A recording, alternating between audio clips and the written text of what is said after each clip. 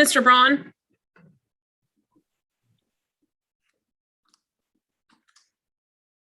Hello, how are y'all this evening?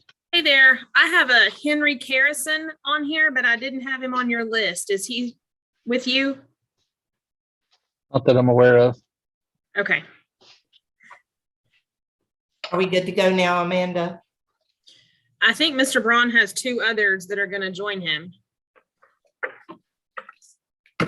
Yeah, I spoke with them just a few minutes ago, and they said they would be logging on. We can hold for maybe another minute, if you can check with them.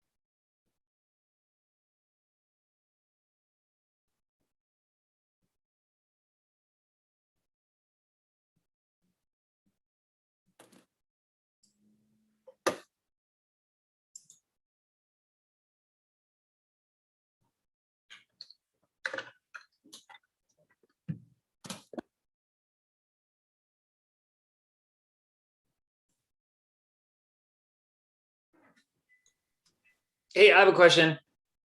I'm raising my hand. Yes, Are we going to go right into the town board meeting right after this, or are we going to wait till 5:30? It depends on what time that the Board of Adjustment meeting ends. If it's early, we'll need to wait till 5:30 because that's the advertised time of the regular board meeting. I'm gonna go ahead, Amanda, and proceed. Do you think? Never had this happen on a Board of Adjustments meeting. I think we can proceed. We're just waiting on his two individuals to join him. Okay, thank you.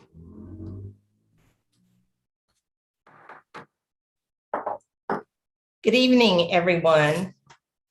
I would like to call this meeting of the Sylva Town Board of Adjustments to order. And I would like to welcome everyone that's here and just give a brief little statement about what this hearing's about.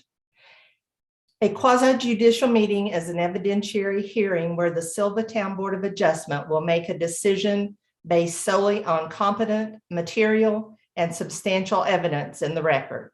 The record is all of the materials and input that is presented to the board, including the application, exhibits, testimony, and related materials. The record may include some insufficient evidence, but the board may not base its decision on it. These types of hearings are conducted in a manner similar to courts. Some individuals will be given the right to speak during a public comment time, while others who are considered to have standing will be permitted to speak in the quasi-hearing. Examples of those with standing include the applicant, a person with legal interest in the subject property, or a person who will suffer special damage as a result of the decision. Now is the time just for general public comment on this. Parties wishing to offer public comment related to this conditional use permit application of Red Drum Development are allowed 3 minutes to speak. You should have signed up prior to the meeting. I will call on those wishing to offer public comment now. And I believe we do not have any. Is that correct? Well, then I will close the public comment time and we will continue on with our meeting with the Board of Adjustments. The next item on the agenda is a request from Red Drum Development LLC for a conditional use permit. The hearing on this matter is judicial in nature and will be conducted in accordance with special due process safeguards. I will now open the public hearing on a conditional use permit request from Red Drum Development LLC. And before we begin, I would like to give the board members a chance to reveal any possible disclosures or conflicts. I would like to remind the board that a conflict of interest has a stricter definition with a quasi-judicial manner than in a general legislative matter. If a individual board member has strong personal interest in the case, he or she may not participate in this case. Disclosures might include site visits, ex parte communications with any person, including county and town staff and consultants, specialized knowledge related to the case, family, business, or relations with the applicant or affected person, financial interest in the outcome, or any other relevant information. Does anyone have conflicts with this conditional use permit and with Red Drum Development? If no, then we will continue on. I will inquire if there's anyone other than the applicant and applicant and the county town staff who want to be a party in this action. Anyone other than the applicant and county town staff who want to be party to this must have standing. All persons, including town and county staff and consultants who intend to present evidence, shall be sworn in. Those who wish to give testimony in this case should have signed up to do so. All those wishing to give testimony, please raise your right hand to be sworn in. Upon completion of reading the oath, you will be asked to answer yes or no. So all of those that are going to be giving testimony, Paige, David Braun, John, Amanda, can you please swear them in? Oh, David, are there any others? Yes, Sam Costello. There you go. Okay. Once I finish this oath, then I'll ask each one of you individually, yes or no. Do you swear that the evidence you shall give to the board in this action shall be the truth, the whole truth, and nothing but the truth, so help you God? John?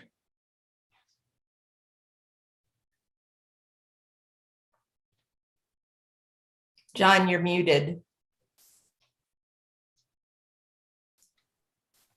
Okay, yes. Paige? Well, Yes. David Braun? Yes. Sam Costello? Yes. I call you Baker Yeah. Bell. Baker, there you go. Okay. Baker Bell. Thank you. The order of business for this hearing will be as follows. The staff will make presentation of report. The applicant presentation of evidence and witnesses. Other parties withstanding of evidence and witnesses. Rebuttal and closing statements, which can be 5 minutes each. So if there is, that's the order that we will handle this hearing. First, if there's any evidence that anyone wishes the board to see, such as reports, maps, exhibits, the witness who is familiar with the evidence should ask that it be introduced during or at the end of their testimony. Parties may cross-examine witnesses when questions are called for. Before you begin your testimony, please identify yourself for the record. We will begin with the staff presentation of reports. Evidence for exhibits will be the application and supporting documents. And the staff report, and if there's anything else. The planning staff will now present the application. yes, good evening. Thank you, Mayor. My name is John Jeleneski, Senior Planner for Jackson County, on behalf of the town to administer the zoning administration and administer their ordinances.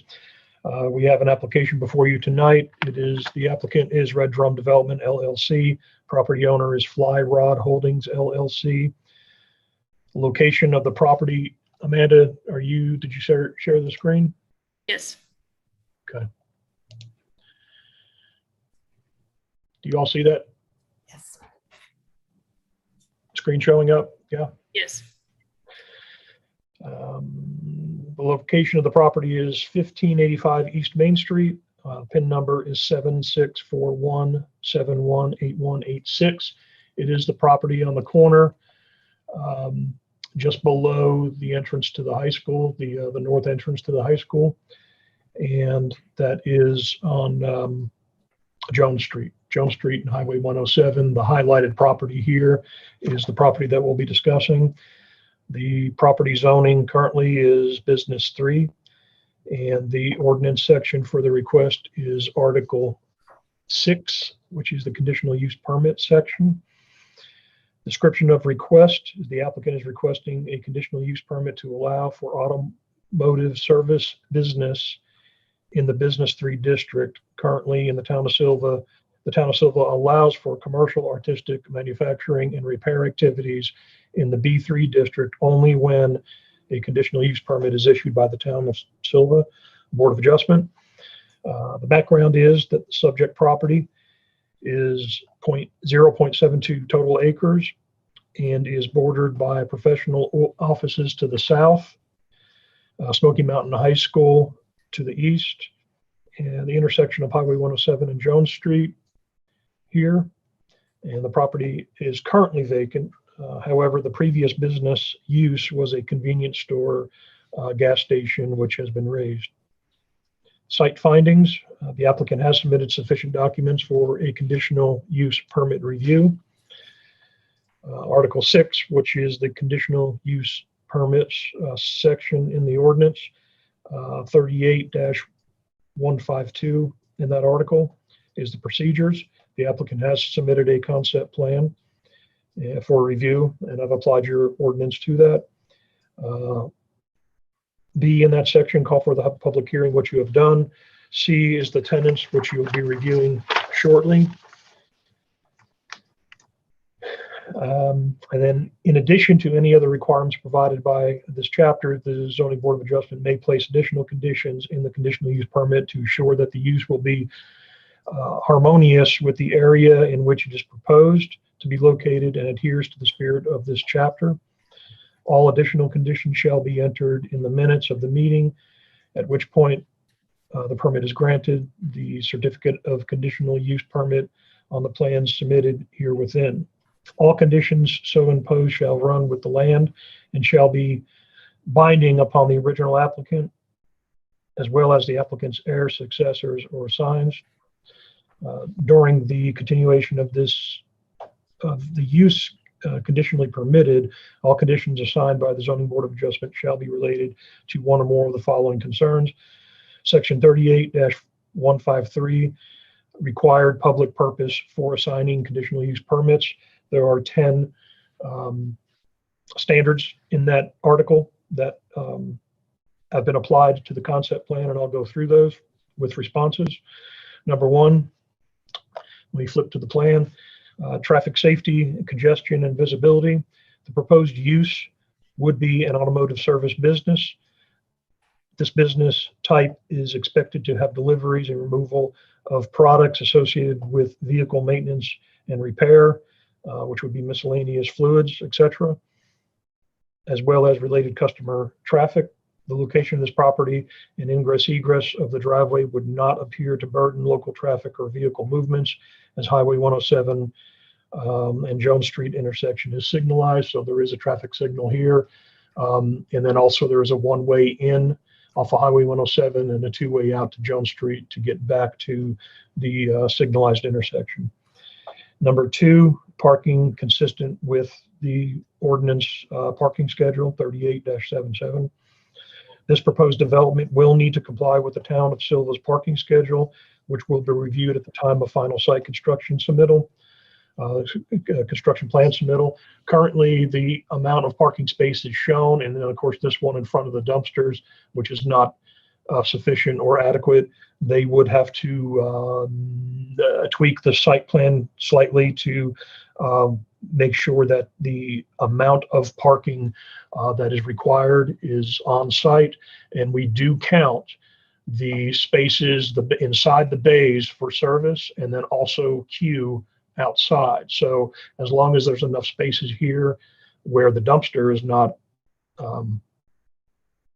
blocked and the queue and the bays are taken up with spaces, we would count that towards the parking requirements.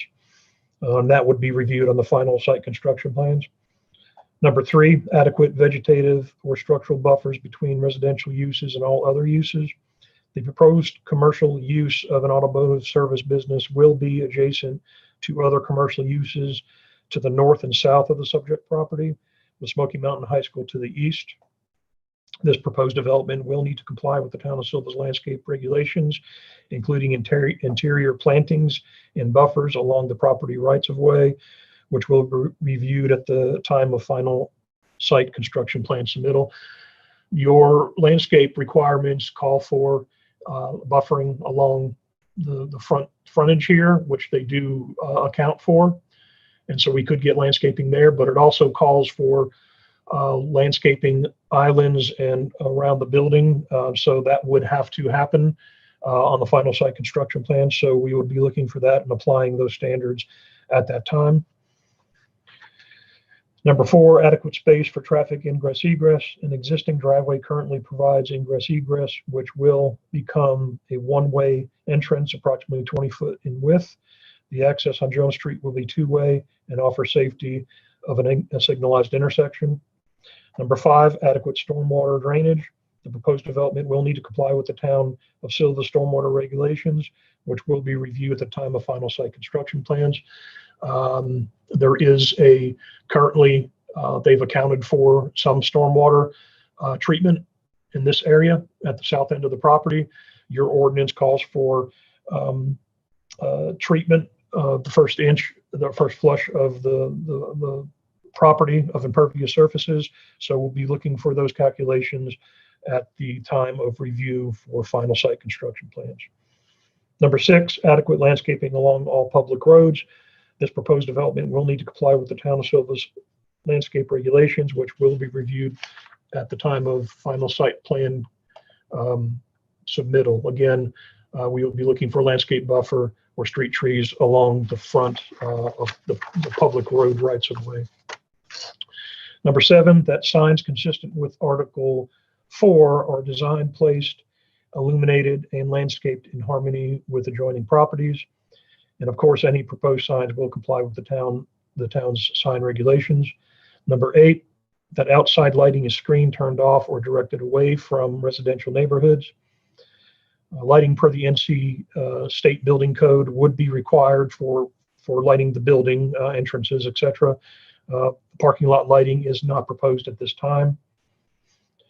Number 9, that commercial machinery or activities producing noise are conducted within the confines of an enclosed building.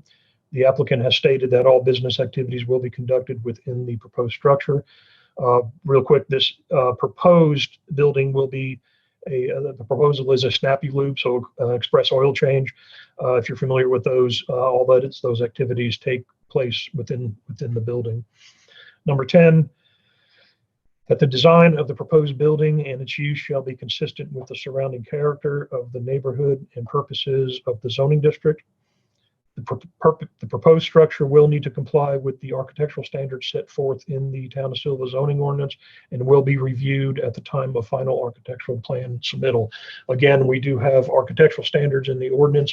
We don't have any elevations at this point, but we will be applying those standards during the building design review process. Staff recommendations. All overnight storage of vehicles shall be parked within the proposed structure only.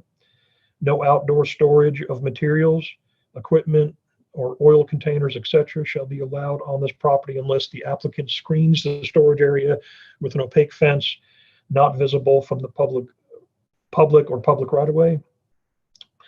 That all required landscape buffers will be designed and installed in accordance with the town's landscape requirements.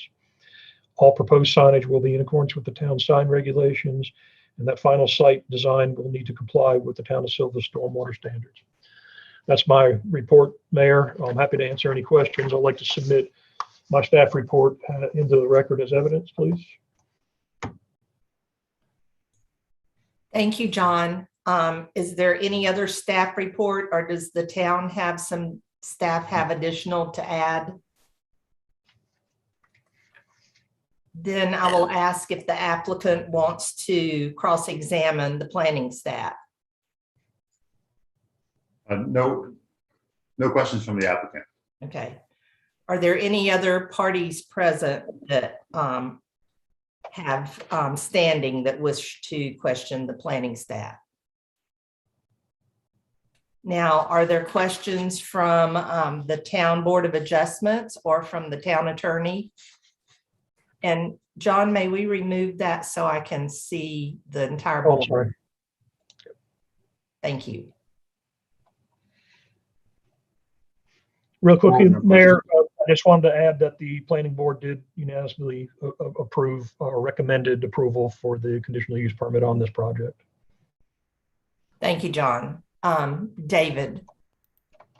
Yeah, so the question I have is about the access to the property. So it has an access from 107 and from Jones Street.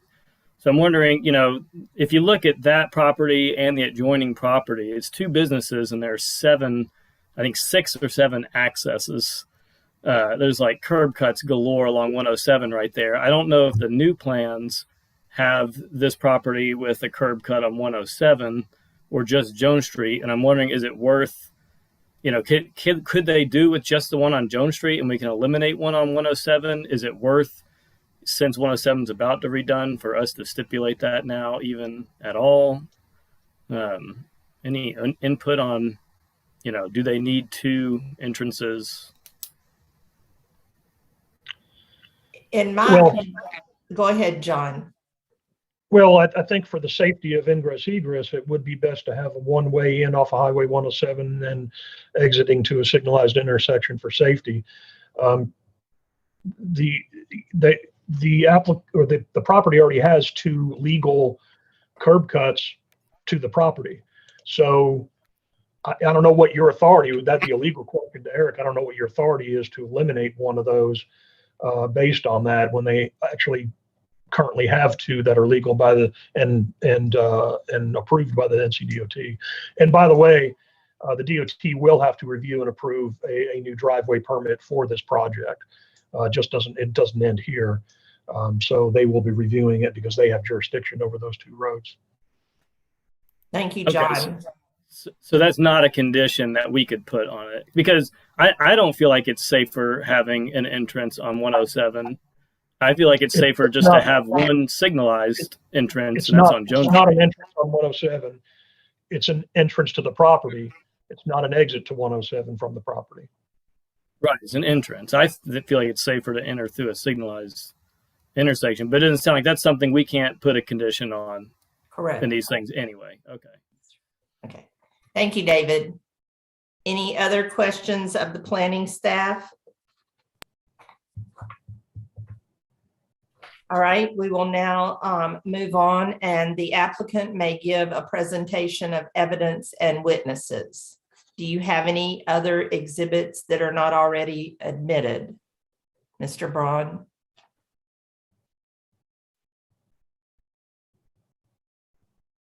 No, we don't have any additional information at this time. Okay. Yeah, so just to echo on that, it's a pretty straightforward project. I think John did a great job laying out the basics for it. This is a simple 3-bay quick lube operation. So we're looking forward to helping Snappy Loop grow in the town of Sylva, and we appreciate everyone's time to come out and talk about and think about the project that we're looking for. Thank you. Is there any other parties with standing that wish to cross-examine the applicant? Hearing none, I will ask the town board the same thing. Are there questions of the town board of adjustments or the town attorney? David. Sorry, this is a question back to, I guess, Eric or John. I just remembered this in a previous conditional use permit hearing. We did stipulate that someone move a driveway. That was for the development on Yellowbird Branch because we didn't feel like their current driveway access was safe. And we did that in the conditional use permit. Is there a difference? Well, they only had one access to the property from Savannah. These folks have two legal access. I don't know. I mean, you could try that. I don't know. That's a legal question. I have no idea how to answer that. Currently, everything is legal on the property with two curb cuts that the DOT in their studies and engineering feel that it's safe. So my guess would be you'd have to have some evidence to support what you're saying. And I haven't looked it up because I didn't realize it was an issue, but there is a difference between Yellowbird Branch or Savannah Drive, whichever that is, Savannah Drive. That one, that is not a restricted access at all. So you can go in and off that road without permission from the DOT at any point. 107 is going to be restricted access and you have to have a curb cut permit from the DOT. So I know that much. Now, whether or not it can be made a condition of this, that I don't know the answer. I mean, right now, I don't know. Yeah, I mean, I guess it's the DOT has a process for approving these things. I'll just let them manage that. But it is just concerning for me to have 7 curb cuts all in a row right there. But yeah, it sounds like there's a process for it anyway, so I'll drop it. David, just so you're aware, we did get the DOT's plan for their East Main Street Improvement Project, and they are providing for access off of 107. Now we have offered up reducing the size of that entrance. Their plan shows a 44-foot wide driveway. We are reducing that just to be a one-way in, and that's something that we've done to kind of improve or reduce the movements off of Main Street and kind of force people out to the signal on Jones. Just to comment on Jones Street, from about 3 o'clock to 5 o'clock, that intersection is a mess. That's where all the buses come out, and those, I don't know if you guys have thought about that or not, but that is like the heart of traffic at that point, at that time of the day. That's the only exit you have. So you might want to consider making it one way out onto 107 and have people enter on Jones Street. right turn only. That's something that we'll definitely look at as we deal with the DOT to get these driveways approved. Yeah, I would definitely spend some time down there at that time of day. Now that school is out, because you're going to have some angry customers that can't get out of your parking lot. That's certainly worth thinking about, and I appreciate you pointing it out. Absolutely. It's a big deal. Any other questions of the applicant from the board? Then I don't believe there are any other parties withstanding that want to produce evidence. So Mayor, if I can interject really quick, I've got to go to a county planning board across town. I'm going to have to bow out. So if I'm not needed, I'll have to get off. okay. All right. Thank Thanks. you. I think you've presented everything to us well, so we have the written documents. Thank you. Okay. Thank you.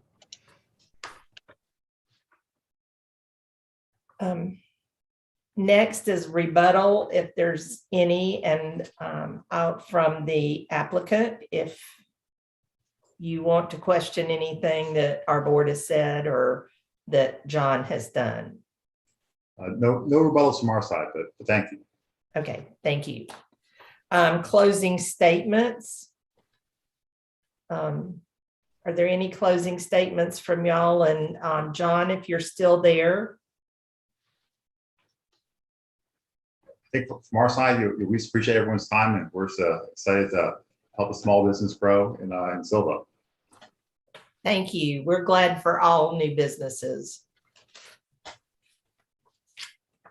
Paige, do you want to give any comments?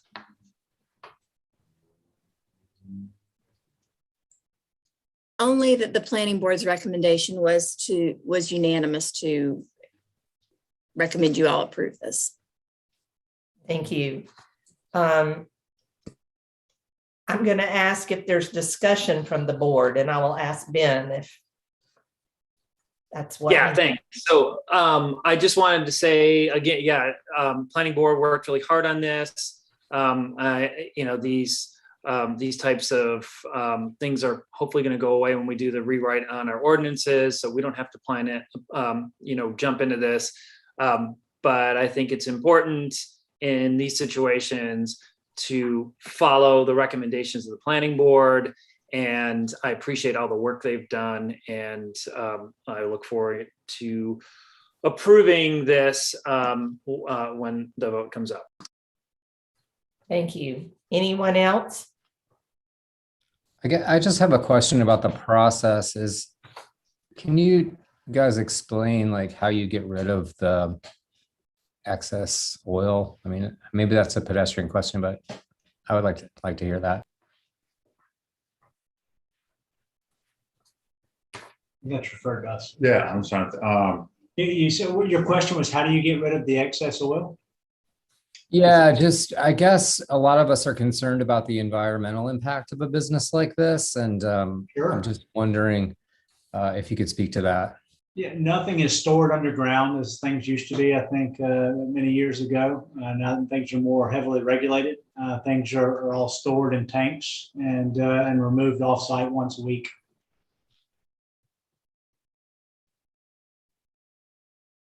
Thank you. Yes, sir. Any other discussion, David? Yeah, I was just going to comment that I like the staff recommendations. So I would like to see us add those to our approval. That's part of our next process. If there are no other discussions, do I have a motion to close the hearing? I'll make the motion, we close it. Thank you, Greg. Any other discussion? All those in favor, Amanda, if you will. Mary, Yes. Greg, Yes. Barbara.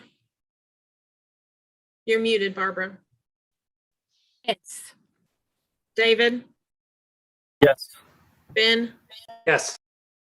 Thank you. This hearing is closed and we will move on to the new business in our Board of Adjustments meeting. That is we have heard a presentation on a conditional use permit for Red Drum Development. Our planning board has, our planning officer, John, has proceeded with everything and given us all of his recommendations.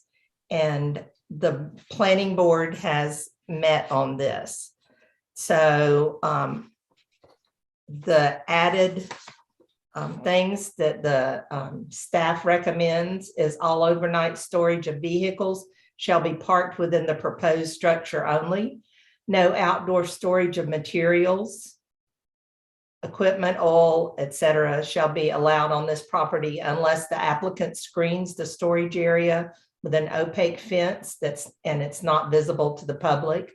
All required landscape buffers will be designed and installed in accordance with the town's landscape requirements.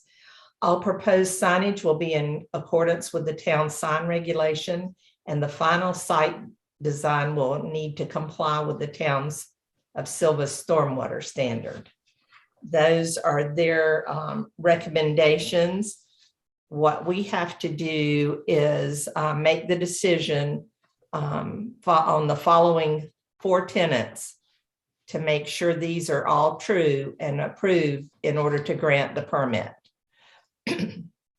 The first tenet is the use will not materially endanger the public health or safety if located where proposed and developed according to the plan as submitted and approved. I would like to, for Amanda to take the role of those that want to vote that this is true. Mary, Yes. Greg, Yes. Barbara, David, Yes. Ben, Yes. Thank you. Tenant 1 is approved. The second tenant is this use meets all required conditions and specifications. And you all have in front of you the recommendations of the staff. Is it okay if I do not read them again? So those who feel that the use meets all required conditions and specifications, please vote in the affirmative. Amanda. Mary, Yes. Greg, Yes. Barbara, Yes. David, Yes. Ben, Yes. Tenant 2 is approved. Tenant 3 is the use will not substantially injure the value of the adjoining or abutting properties, or in the alternative, the use is a public necessity. And I would like for Amanda to take everyone's vote on that. A Mary, vote. Yes. Greg, Yes. Barbara, David, Yes. Ben, Yes. Tenant 3 is approved. Tenant 4, the location and character of the proposed use will be in harmony with the area in which it is to be located and in general conformity with the development of the town and its environments. Amanda, would you take the vote for affirmative first? Mary, Yes. Greg,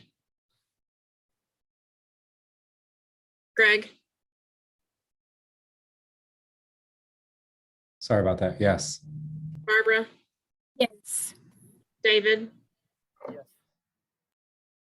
David, Yes. Ben, Yes. Tenant 4 is approved, and since all 4 tenants were approved, it's the request will be approved with the staff conditions that were stated earlier. I would like a motion to approve this with those conditions. I'll make that motion. Okay, we have a motion to approve the conditional use permit with the recommendations stated by our staff. Amanda, will you take our roll call? Mary, Yes. Greg, Yes. Barbara, Yes. David, Yes. Ben, Yes. Thank you, and thank you, gentlemen, for attending here. Your request has been approved. Thank you. Thank you so much. Yes, Y'all Thank you. great. thank we'll you. forward a signed copy to Mr. Braun's email Okay. once we have it signed. Okay, well, perfect. Thank you all for your time. Thanks so much, y'all. Thank you. And now I will ask for a motion to adjourn this Board of Adjustments meeting. I motion we adjourn. Comments? Amanda? Mary, Can I comment? Oh, can I comment? Sorry, I was trying to get in there fast enough. Just want to comment that, yep, this is how a Board of Adjustment meeting should go. We follow along recommendations of the planning board and address the tenants. Thank you. Amanda, if you will. Mary, Yes. Greg, Yes. Barbara, Yes. David, Yes. Ben. Yes. Thank you. The Board of Adjustments meeting is adjourned. And since it's after 5:30, I would say that we move right into our Town Board of Commissioners meeting. Do we need to wait a few minutes, Amanda, for everyone to get on? No, just let me switch gears, 2 seconds.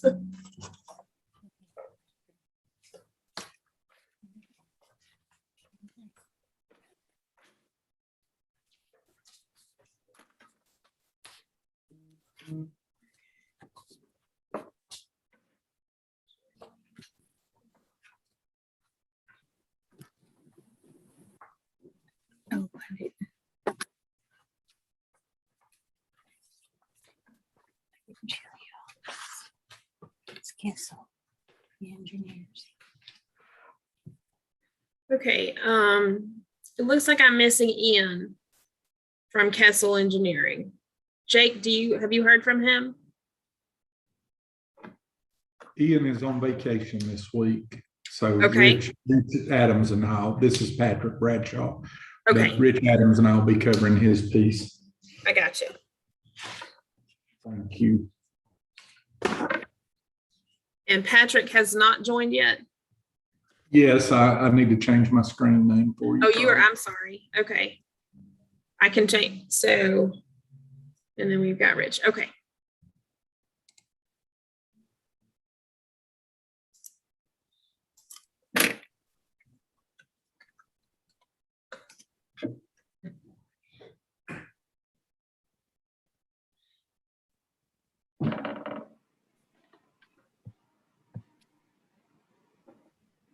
Okay, and Alan Brown is not coming. Jake, do you know? Okay. Correct. Okay. No, Alan won't be present. Okay. Okay, I think we're good, Mayor.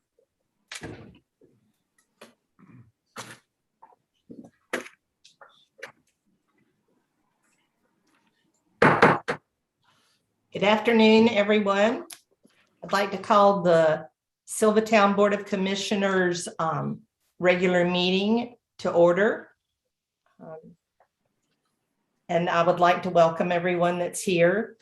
I would ask if we have an approval of our agenda or any changes to it. Otherwise, I need a motion. I'd like to make a change to the agenda today. Okay, I'd like to move, given the long presentation that's coming up about Allen Street, I'd like to move item number 6 to the top, if we could, please, because I think it'll be pretty quick. okay. Move item number 6, the resolution in cooperation with the EBCI for planned development of a mixed-use trail system on the Shut-In Creek and Black Rock properties to the front. Does any one of the board have a problem with that? Then I would entertain a motion to approve our amended agenda. I'll make that motion. Okay. We have a motion. Any discussion? Amanda, can you take our roll, please? Greg, Yes. Barbara? Yes. David, Yes. Ben, Yes. Mary? Yes. Thank you. Next is approval of our consent agenda. You should have received that in your packet. I will entertain a motion to approve that. I have a question real quick from the consent agenda. On the sidewalk fund, it's on page 9.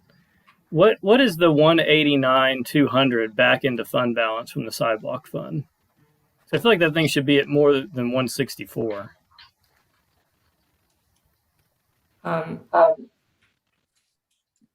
Paige, can you?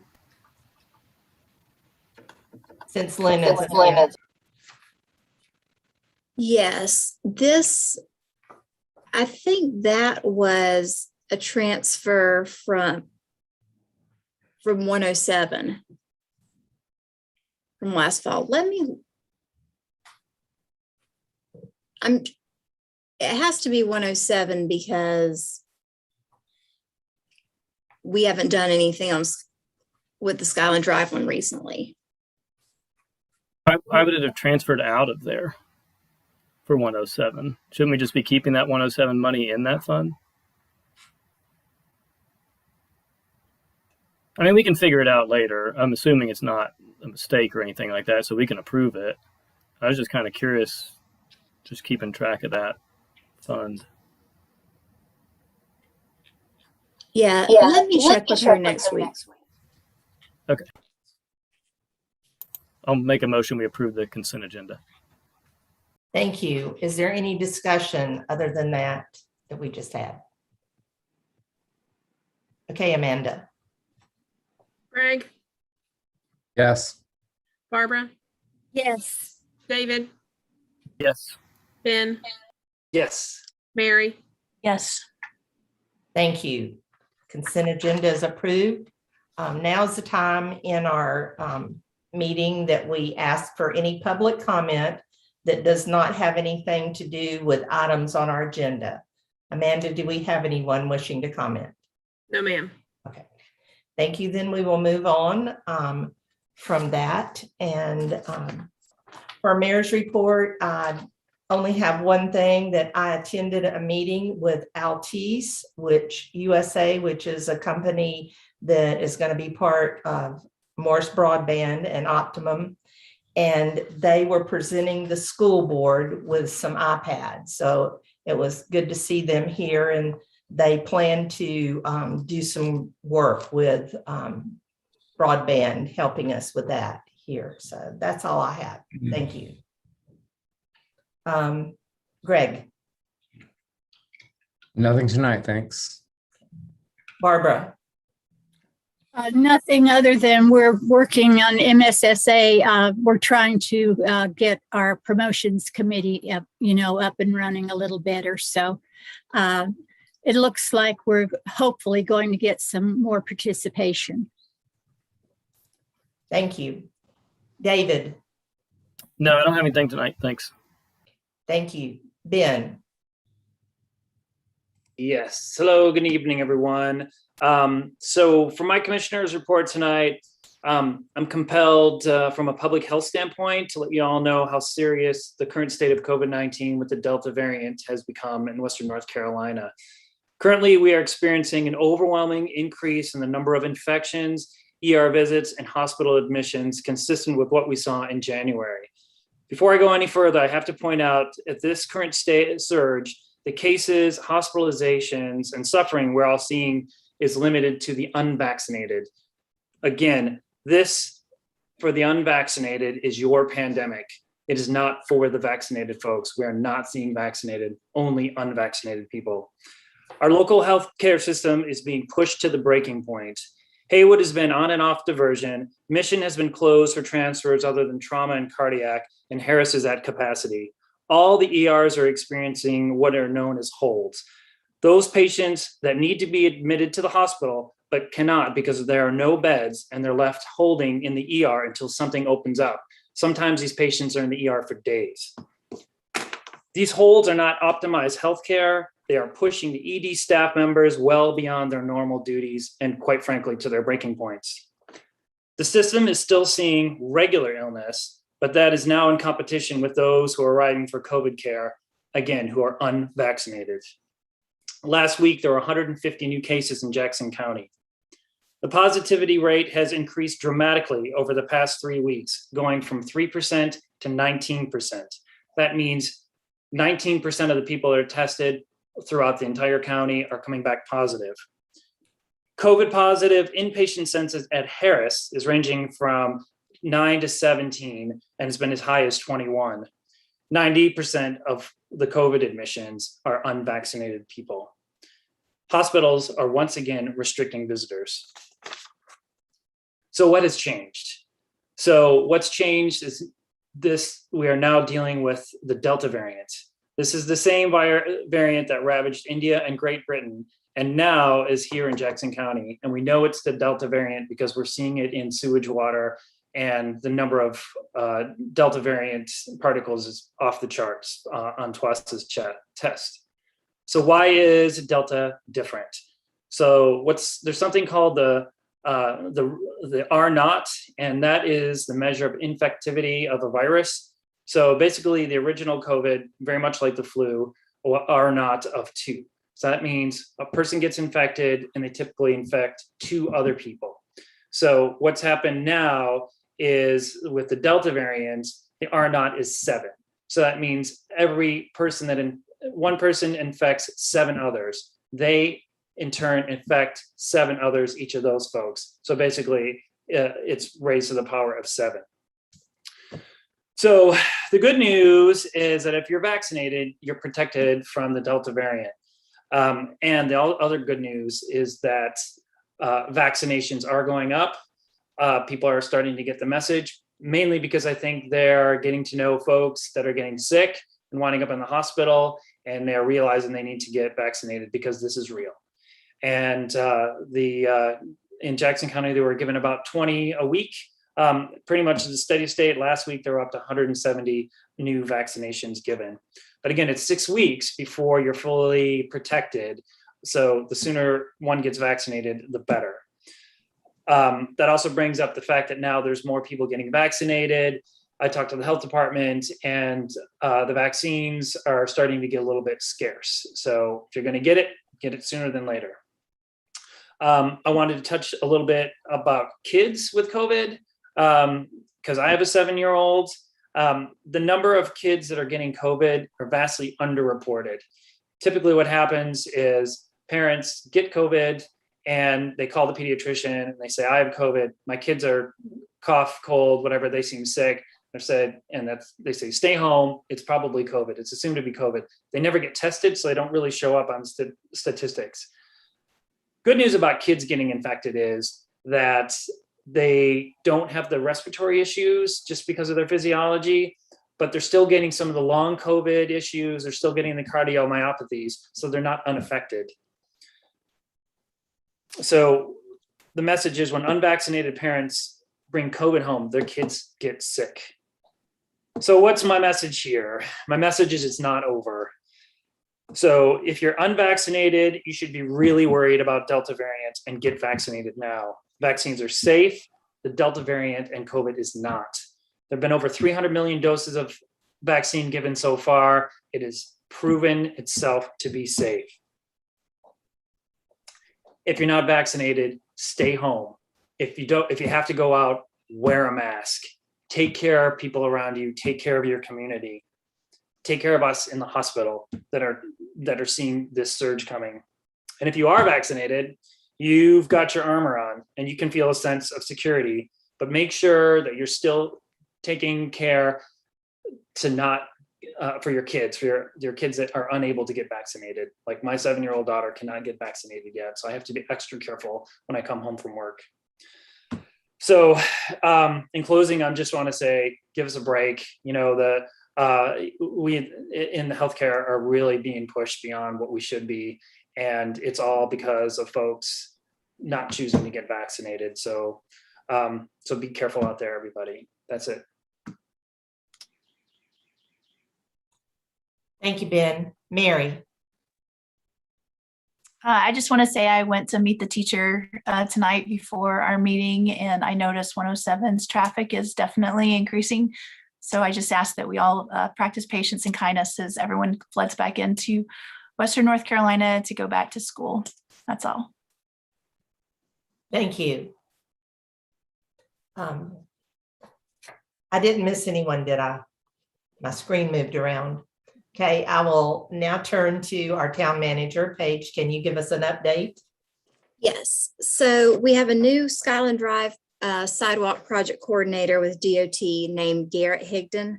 He and I spoke week before last. Plans are 90% complete. The water and sewer locates are conducted before the plans are submitted at 100% level. But the contract let date is January 25th, and work typically begins a month after that date. So we should see progress starting in March. Zoning ordinance rewrites still moving forward. John and I are meeting virtually with the consultants from Withers Ravenel weekly on the proposed changes to the chapters. This week we did the sign ordinance, and I spent a lot of time reviewing that one carefully because it's something the board and the planning board have spent so much time on in the past, and one of the things that John enforces the most frequently. So we're still on target for adoption in December. I met with Heather Boyd from the Smoky Mountain Housing Partnership about their Second Avenue project with USDA and Mountain Projects for the self-help home ownership program. They're building 5 homes that are 3-bedroom, 2-bath each that will appraise around $190,000. And the construction will take 9 to 12 months. So we'll see some housing growth out there. The town is talking about working with them to contribute PAL bill funds when Second Avenue is extended and widened at the end of the project. We've also ordered our live streaming system for the boardroom from Mountain Access Control in Waynesville, so that should be installed soon. And Greening Up the Mountains is just 2 weeks away, so please put August the 28th from 10 to 4 on your calendar. Everything will be at Bridge Park. And we've got 2 concerts left this Friday, August the 13th, and also September the 3rd. Any questions? Thank you. Thank you, Paige.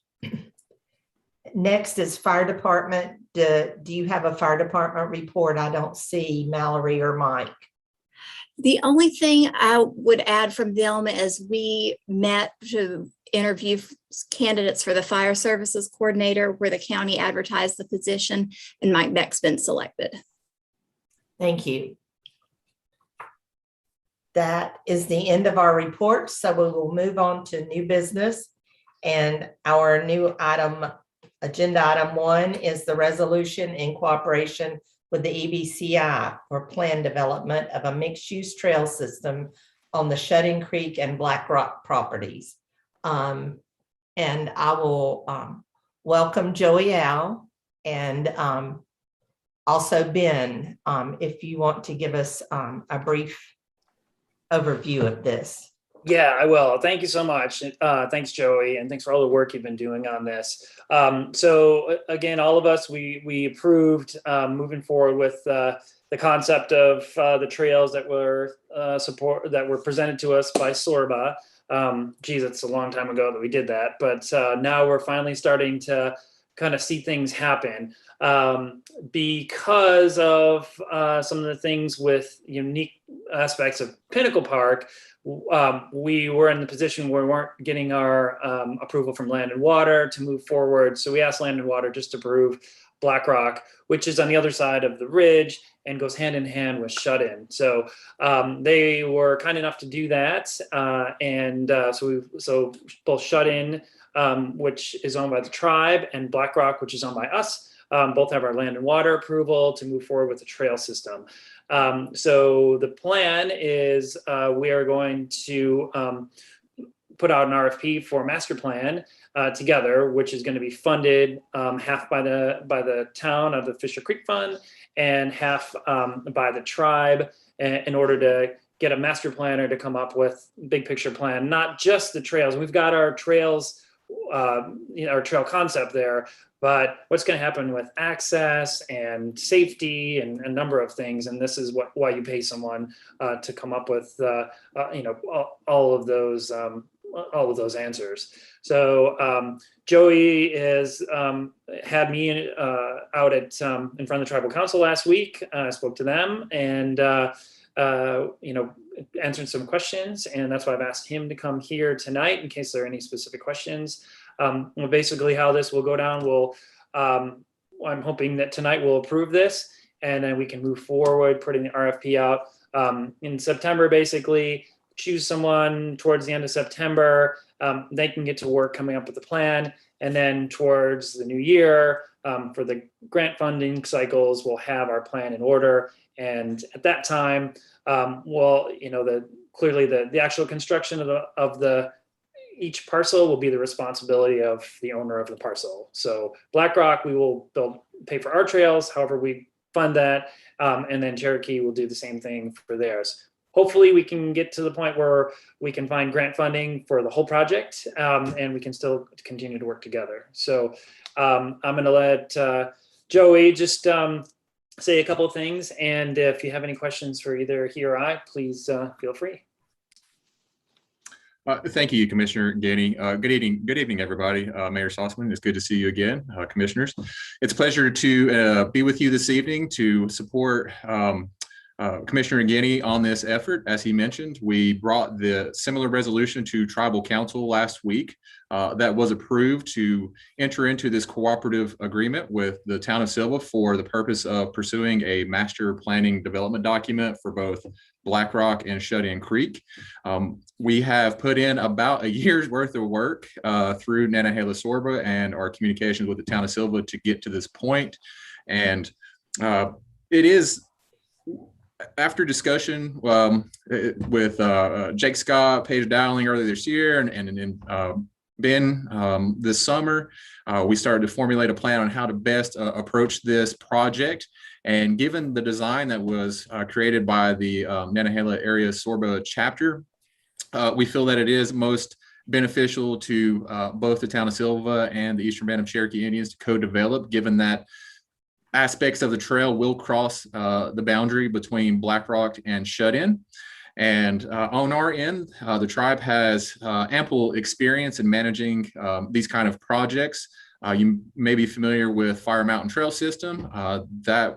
We are following that same template in which we want to put out an RFP, have a firm or consultant that we select, develop that master planning document that will look at all aspects of the preliminary trail design, as well as incorporate the features that are allowed under both the conservation easement for Black Rock and Shut-in Creek. And I believe those are very similar in nature in that we've asked for primitive campsites, compostable toilets. I think the big difference is the town of Sylva allows for some equestrian access and a larger pavilion on top of the helipad area on Black Rock. Those are features that the EBCI conservation easement does not ask for. But nonetheless, this is a novel partnership that I think is good for both the town of Sylva, the EBCI, and the region for co-developing this trail system. So I am, again, honored to be here and to support Ben as he did for our effort in Tribal Council last week. And I'm happy to take any questions. I apologize, I forgot to introduce myself. Joey Al, Secretary of Agriculture and Natural Resources for the Eastern Band of Cherokee Indians. Put that on the end. But yeah, I'm happy to take any questions if there are any. Are there any questions, Greg? Thanks for being here, and it's actually really an honor to be partnering with the EBCI. It's really exciting. I guess my question is, for Fire Mountain, did you do a biodiversity study, sort of like we had talked about with Pinnacle Park?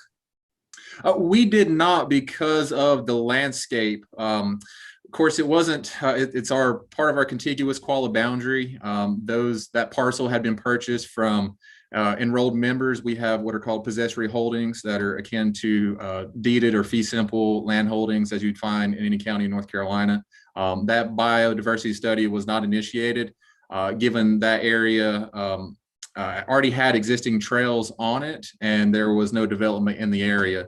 But we didn't do that, and so there were no rare plant communities identified. The tribe looked at that area that we owned and decided that was a suitable landscape to put Fire Mountain Trail System, and I think there are over 12 miles of trails on it. And we're also in the process of doing another RFP on a master plan design for, I think, about another 200 or 300 acres of trail development in Cherokee. So we're already moving on another project similar to what we're discussing this evening. Well, just, are there any plans for biodiversity study for that project? I'm sort of concerned, like this is all sort of like moving towards, like, for Pinnacle, at least, we just kind of put the brakes on a little bit and said we need to think about what we're actually impacting with the landscape. So that's my only concern, is that, you know, that we record what's there and make sure that we're not messing things up. Yes, Commissioner, and I appreciate your concern on that. My understanding, at least for Shut-in Creek, I can speak, the documents that were turned over to us from Mainspring Conservation Trust included a phase 1 environmental study assessment, and that's how those rare plant communities were identified. And that also informed the North Carolina Land and Water Trust on where the proposed trails were going as not to impact those areas. And so we take both the approval of the trail system on Black Rock and Shut-in Creek as that permission and that to construct our trails where we propose, but also that we will not be impacting those sensitive biological zones.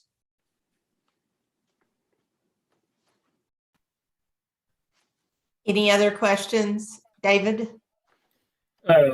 Yeah, first of all, thanks, Joey, for coming and speaking. And yeah, I'm very excited about this partnership. But I just want to address, Greg, your concern. So, I mean, this doesn't preclude us from getting to do a biodiversity study. I mean, we could still perform it. All of this is a kind of a co-RFP to get a plan out there.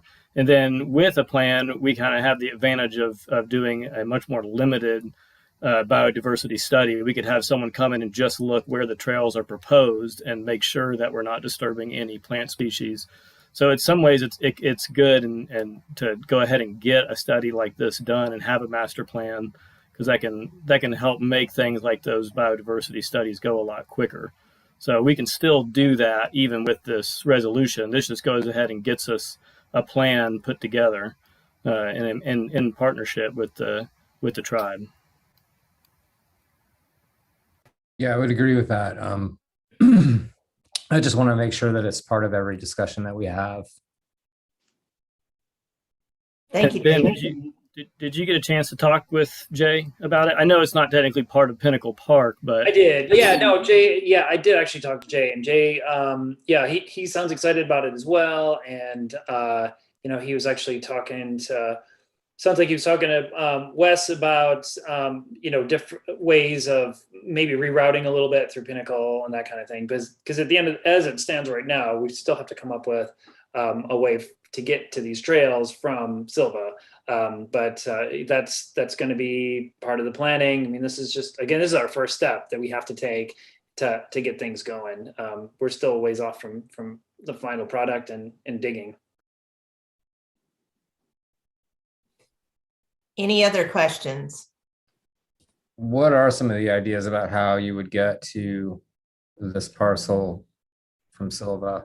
I think that's going to be a different discussion. We're still going to need a master plan for Pinnacle. Pinnacle needs new trails. The trails that are there are not good for runoff and erosion. So no matter what happens, whether they're separate mountain bike and foot trails or combined, and whatever we come up with there, it's going to be a different thing. But as far as this project right now, tonight, what we're talking about moving forward with the tribe, it is just the trail system itself, and the access is going to be part of the master planning. So that's what we're going to see what's feasible.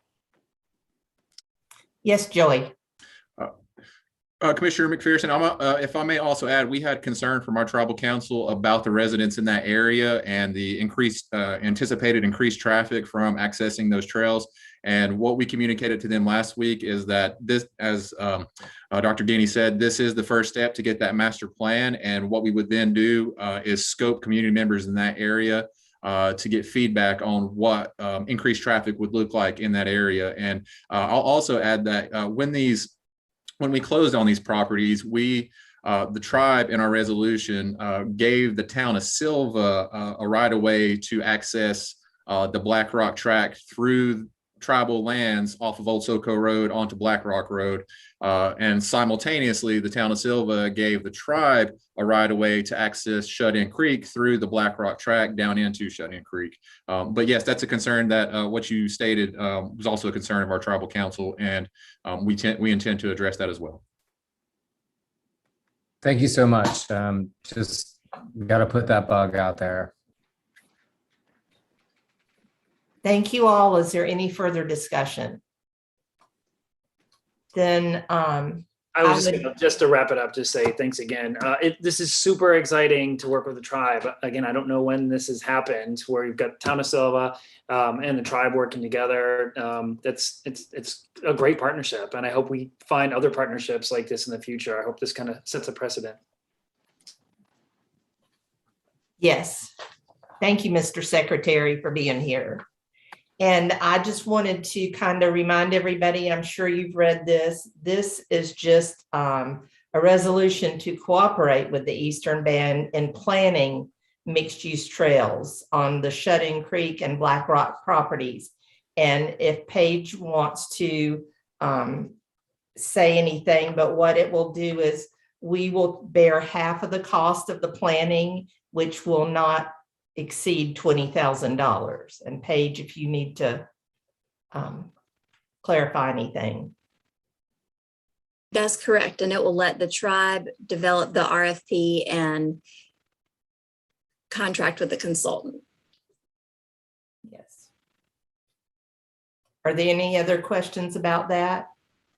Then I will ask for a motion to approve this resolution.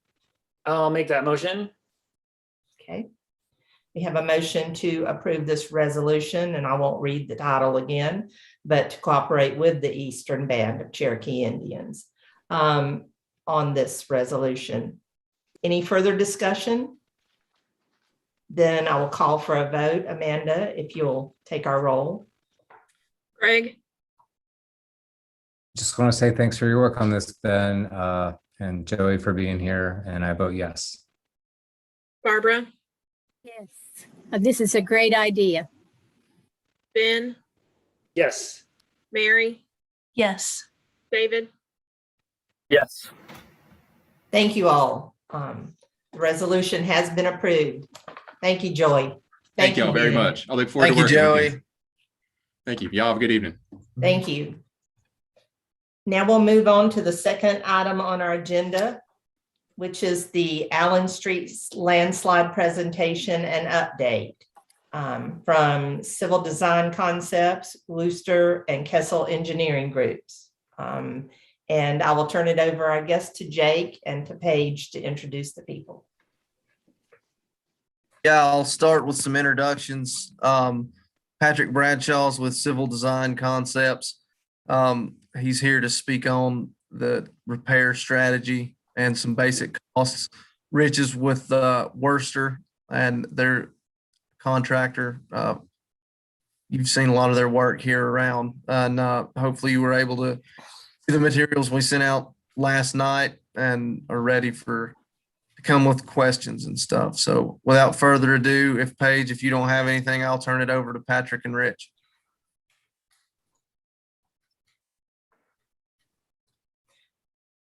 Paige, did you have anything to add? No, I don't. Okay. So gentlemen, we will let you start your presentation. All right, thanks so much. This is Patrick Bradshaw of Civil Design Concepts. And I think as I was scrolling across the screen that I saw Bernie Kessel with Kessel Engineering, I think is actually online as well. My apologies, I had only seen the email out of office for Ian, so I didn't know that he had coordinated with Bernie, but that's great. So I don't think unless, and yeah, let me just one more step back. Mayor, Board of Commissioners, again, I'm Patrick Bradshaw, Civil Design Concepts. We have been working on your behalf, as you know, for probably the better part of 3+ months in the evaluation, along with Kessel Engineering Group, who has been a participant in this process much longer than we have. And in addition to Worcester Engineering, who's a specialty contractor dealing with landslides and otherwise throughout Western North Carolina and areas beyond. You'll hear from Rich Adams with them in a bit. So thanks for your confidence in this team, and I hope that what we share is of value. Is it most helpful? I'm glad to share screen if that's appropriate. I have had many internal meetings in the Zoom medium, but have never presented in a public meeting in the Zoom medium. So whatever's most appropriate, if the public needs to see, if that's helpful as we go through the package, I'm glad to do that. I can share screen if that's good. Yes, please. I think we've got people watching on YouTube. Yeah. Okay. Very good. So I will do that now. Give that just a second. Is everyone seeing that screen? It's basically just a simple cover page of the presentation. Okay. And if at any point, obviously, not my intention to read this word for word and verbatim, but at the same time, certainly appreciative of interruptions as questions may arise. So as you can see here, this is a map that was just appended to this presentation that the North Carolina Geodetic Survey had some participation in this, but this is just a pretty simple to follow aerial that depicts the areas of concern. And again, not to rebuild the entirety of history, I think that certainly this board understands the timing and or complexity of what's not one, but actually two slides in the proximity of Allen Street and Chipper Curve Road. You will see us as we move through presentation, just where the text is noted at Allen Street and that label is approximately just to the south of what's noted here as slide failure area 1. We kind of address that as the north slide or Bryson Park slide, just based on its proximity. And then the larger failure being noted on this document is slope failure area 2. So you'll see some reference to those, but we can come back to that if anyone needs as we move through. So again, just to kind of, ground you globally as to the specificity of area. It is believed based on testing that, I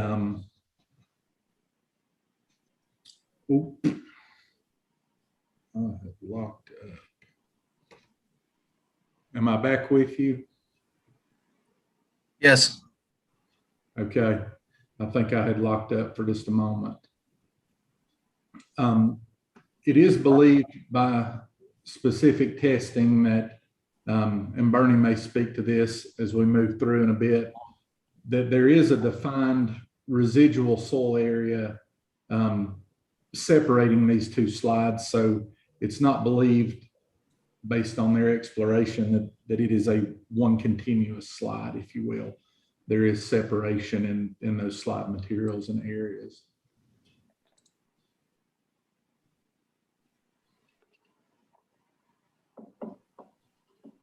I'm trying to get my presentation to advance and it is not yet cooperating.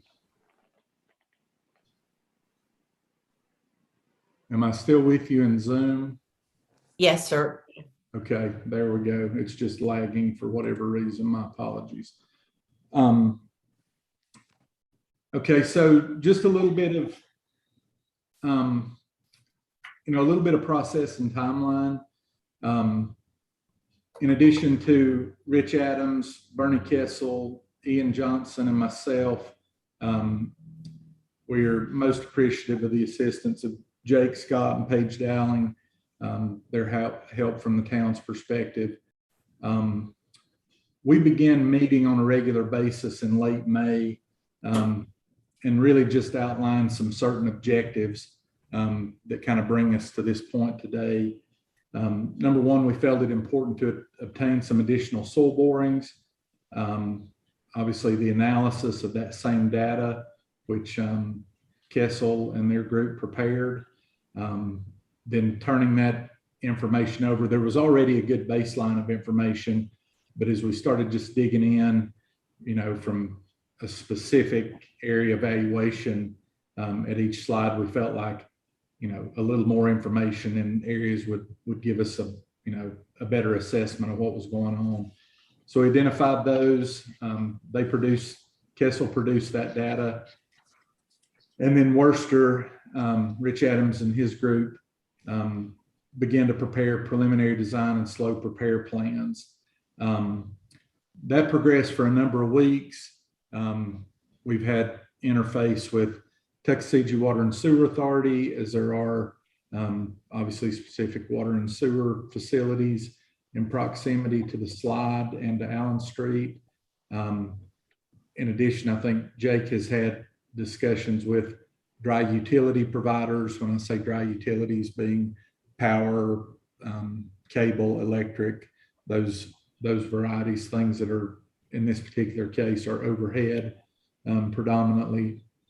But this group generally has been meeting at or about on a weekly basis, some in Zoom, some face-to-face, some on the site, and then obviously a number of offline conversations depending on who was needed for what.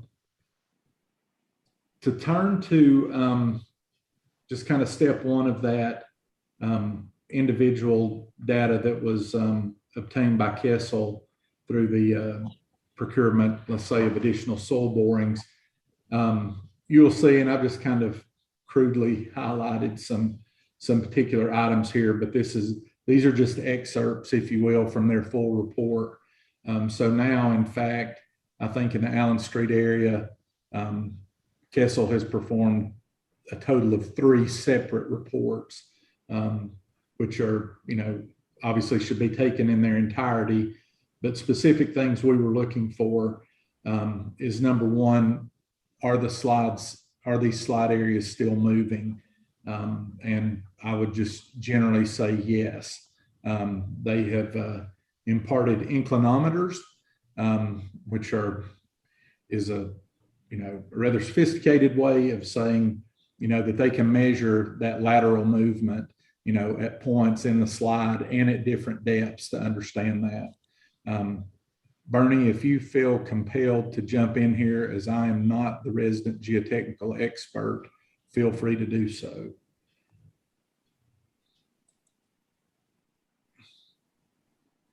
Guess he's going to see how my geotech holds out for a little while here. Maybe he'll save me.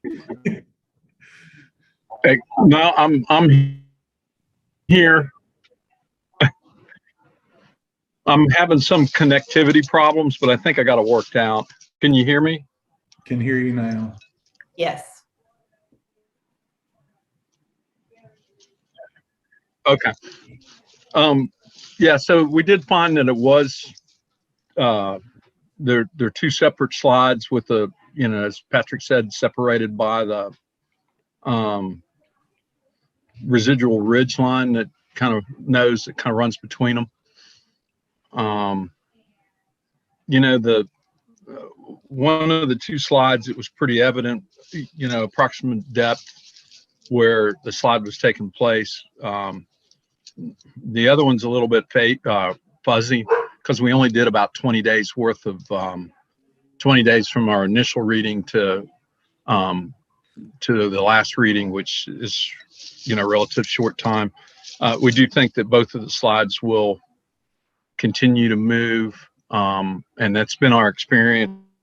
We worked on multitudes of slides, one of which is in the area that was not addressed 10 years ago when we first looked at it, and it's probably quadrupled in size because it only gets worse with time.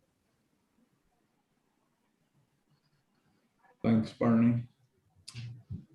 In addition, sorry, I'll recenter my screen. So a bit more technical in nature, if one is not, particularly if one's not accustomed to reading topographic maps. But the exhibit in front of you now. So I'll shoot it back to you, Patrick. Oh, thanks, Bernie. So is everyone seeing the mapped exhibit with the topo lines on it now? Yes.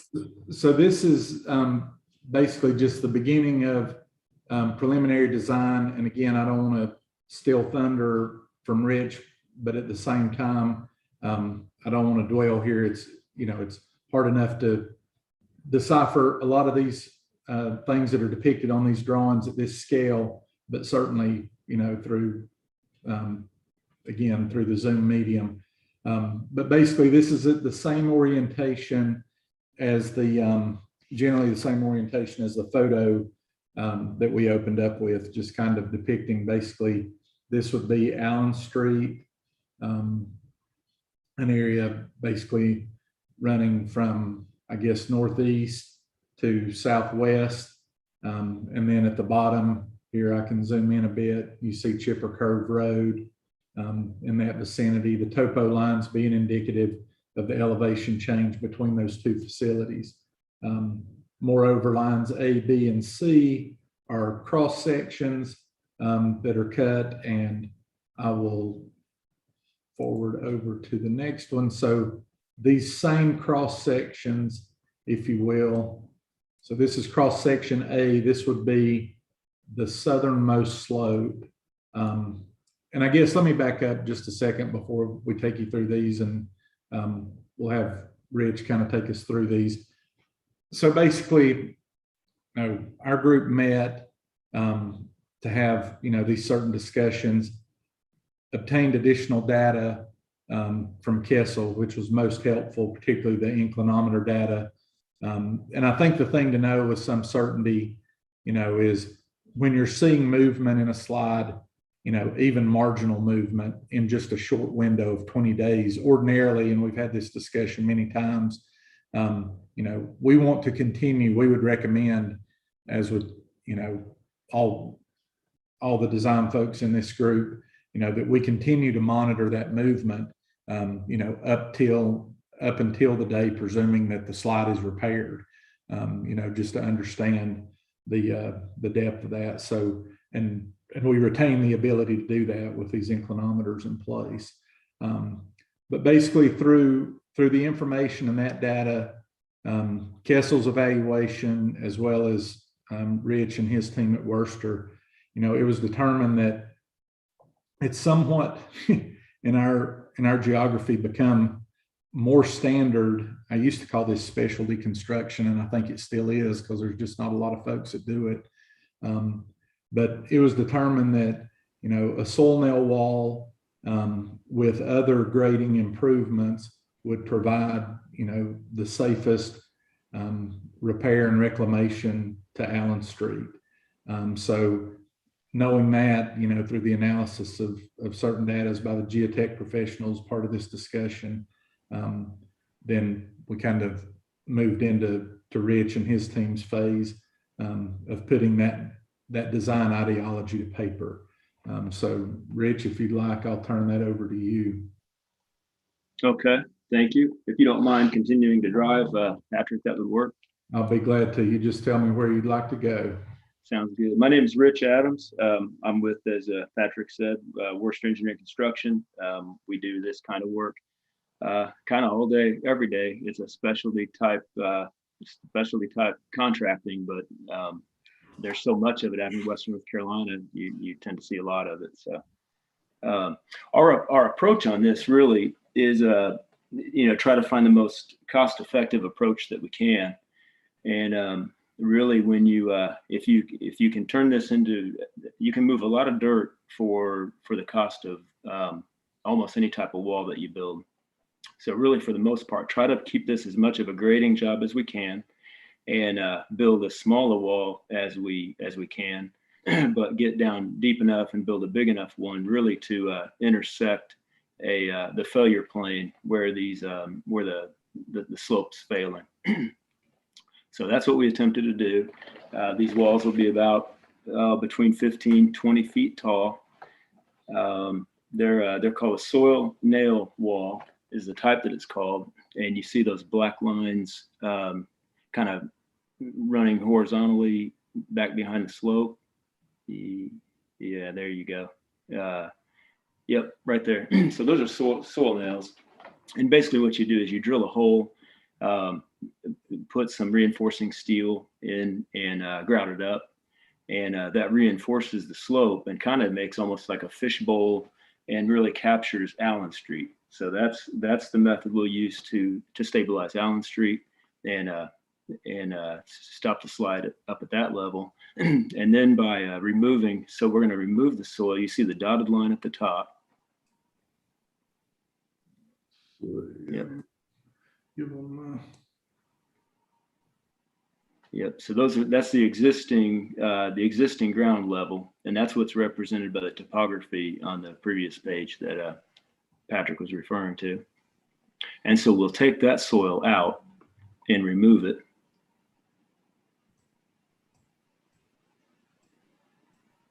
Yep. And what that does is it relieves a lot of the pressure on that slope. That soil piled up as it is right now provides a lot of driving force to want to cause the tension cracks and make the slope be unstable. And so that takes care of that aspect of it. On any slope, there's what I kind of call a slope stability triangle. There's 3 legs of a triangle. It's the quality of the soils, the steepness of the slope, and then how moist, what's the water content. And so these slopes really are kind of a perfect storm of issues that have come up to create the failures that we've got. They're a little bit steeper than what you would like to see for the type of soils we've got, the way that soil's piled up there on top. And then the quality of the soils really being fill. There's maybe 15 feet of fill over some soft residual soils before you get into good competent soils.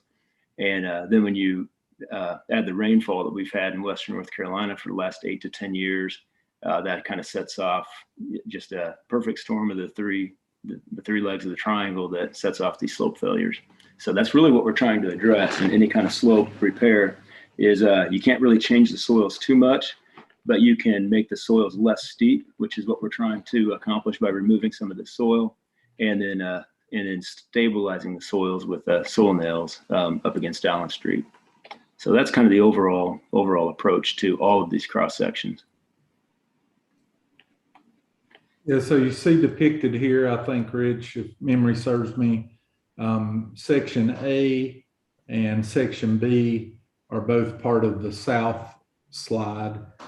And then I believe section C, which is a smaller slide, I think by area computation, but is actually recommended to be a bit deeper in terms of the height of the wall. Is that correct? That is correct. Yeah, the slope failure there is almost sliding on top of that topsoil kind of topsoil line there. Yeah, there you go. Yep. And that's really where it's starting to fail. And so that wall extends down to that soil layer.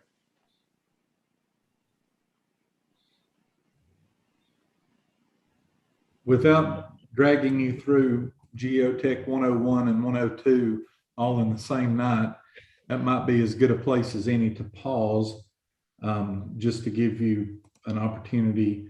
Let me take one more quick step. Then we'll run to some questions. So those cross sections that we looked at back a couple of pages ago as indicated here. So this, if we flip to the next sheet, those are as if we just cut a slice through the earth, if you will, is what those are indicative of that Rich just kind of walked you through. Then there is more of a, elevation view, which would be indicative of if you were standing in Chipper Curve Road or on the slope, looking back towards Allen Street. So again, this is just, somewhat of a graphical representation showing nail layout to give you a sense, and you have probably, most of you have seen these in practice around. There's a large one at the Health and Human Sciences building up Little Savannah Road at Western Carolina University. It has, let's call it, a more decorative face on it. That I think was incorporated. There's also one behind the mixed use. It's known as Noble Hall, where Applebee's is, or it's not Applebee's. It's whatever the restaurant that's in the bottom of the mixed use residence hall that Western Carolina built, known as Noble. Chili's. Yeah, Chili's. Up the back of that building. Excuse me, it's Ben getting here. I got a quick question. So the picture we're looking at right now, if this were Allen Street, the street would actually be above the wall, right? Or that is correct. Yeah. Okay. So this is so this would be more the slope. So the street itself is going to be a little bit of a cliff, if you will. If you go off, so I'm assuming there's going to be guardrails and stuff running up all the way up and down. Is that right? That is correct. Yeah. The purpose of this picture, and sorry about that, is really just to give you an idea of the context, there are many types of walls. I think this is, and Rich, you can certainly speak more than I about the different finishes, face finishes, but this is probably as rudimentary. I think it's known as a gun finish. That's correct. Yeah. So this could be, so we don't not, because it's going to be the slope, so we don't need to be pretty, because it's just looking at the it's just looking at the paper mill or whatever, right? Correct. Yeah. Sure. Correct. The other question I had before we get, I just want to make sure we talk about it, and we don't have to talk about it right now, is the road itself. The road itself is pretty tight right now. There's spots you can't even fit 2 cars through. When this is all done, I'm assuming that the road construction as well is going to be up to town standards at the very least. And I just wanted to know, and I don't know if that's what you all are going to be involved in or not, but where the road is, if it's going to be widened basically, or if it's going to be uniform all the way down, and how far that extends north and south. Yeah. So while we have focused largely on the slope repair and the stability of the road as it is, we have not progressed, let's say, drawings to the point of, right now our thought, let's see, has been predominantly to retain the road width that is there. We could certainly, as we take a next step into, if we address this as somewhat of the vertical or specialty construction, as we started to do plans for the more conventional civil construction, we could look at that. I think it is possible to gain, a bit of room. And again, I've not studied that in any detail. But at the same time, because of the topo, both above and below the road, we are significantly constrained, just for space. So there are possibilities, but we need to look at those, in some detail for sure. Okay, yeah, definitely somewhere down the line, because if it's going to be super narrow road, that's something where we might want to be talking about making it one way or something along those lines. But anyways, that can be a further discussion, but at some point in time, we'll need to talk about what the road is going to be like. Absolutely. And yeah, if you've been there, which I would anticipate most of you have, you see that the, even the high side, closer to the existing residences and so forth, there's very little ditch line, if any, very little shoulder. It's almost, as if the pavement just kind of fades into the toe of the bank, so to speak. And said bank or embankment on the high side is also very steep, but a great question, a great point for sure. May I ask a question? Yes, ma'am. Can you show us on figure 1, the map that you showed where the slope failures are? I know one will be facing Jackson Paper, as Ben said, but the one that would be sort of behind Bryson Park. Mm-hmm. Can you just kind of draw where those walls would be? So generally speaking, let's see. I just learned to do this a couple of weeks ago. You're doing a really good job. I've been very excited by that skill. Generally speaking, I think we'll just take both of them while we're here. Okay. Limits and extents of the south slope soil nail wall are probably about like so, Rich. Is that close count? Yeah, that's pretty close. Yes, sir. Okay. And then likewise, at Bryson Park, probably on the order of something about like that, maybe trending down this way just a shade. So they don't hardly connect. Right. But that's a general overview. So I guess in actuality, it's almost like it shadows more the entry drive than it does, and in that initial parking area than it does the drive itself for the most part. Thank you for that visual. That helps me see where they would be. Yes, ma'am. I'm sorry we interrupted. If there's, are there other questions of the board that at this point? I have one real quick while he has the the screen is gone, but showing the faces of the walls. So I saw one of the recommendations is removing that water from the slope behind that wall, and I'm wondering, like, I don't see any spots on there for like where those water drains would be. So I'm curious where those are, and also I'm curious what they drain into, because I don't think there's stormwater drainage on Chipper Curve. So I'm wondering what that water is going to run into once it gets cleared from that slope behind there. You are correct. And so, Rich, as I understand it, and you and or Bernie clearly weigh in, let's maybe, are the horizontal drains represented in the section at all, Rich? I think they are. I can't remember if they made it, but these are going to be about mid slope. David, they're going to be. Let's see. Here we go. I don't know that they are.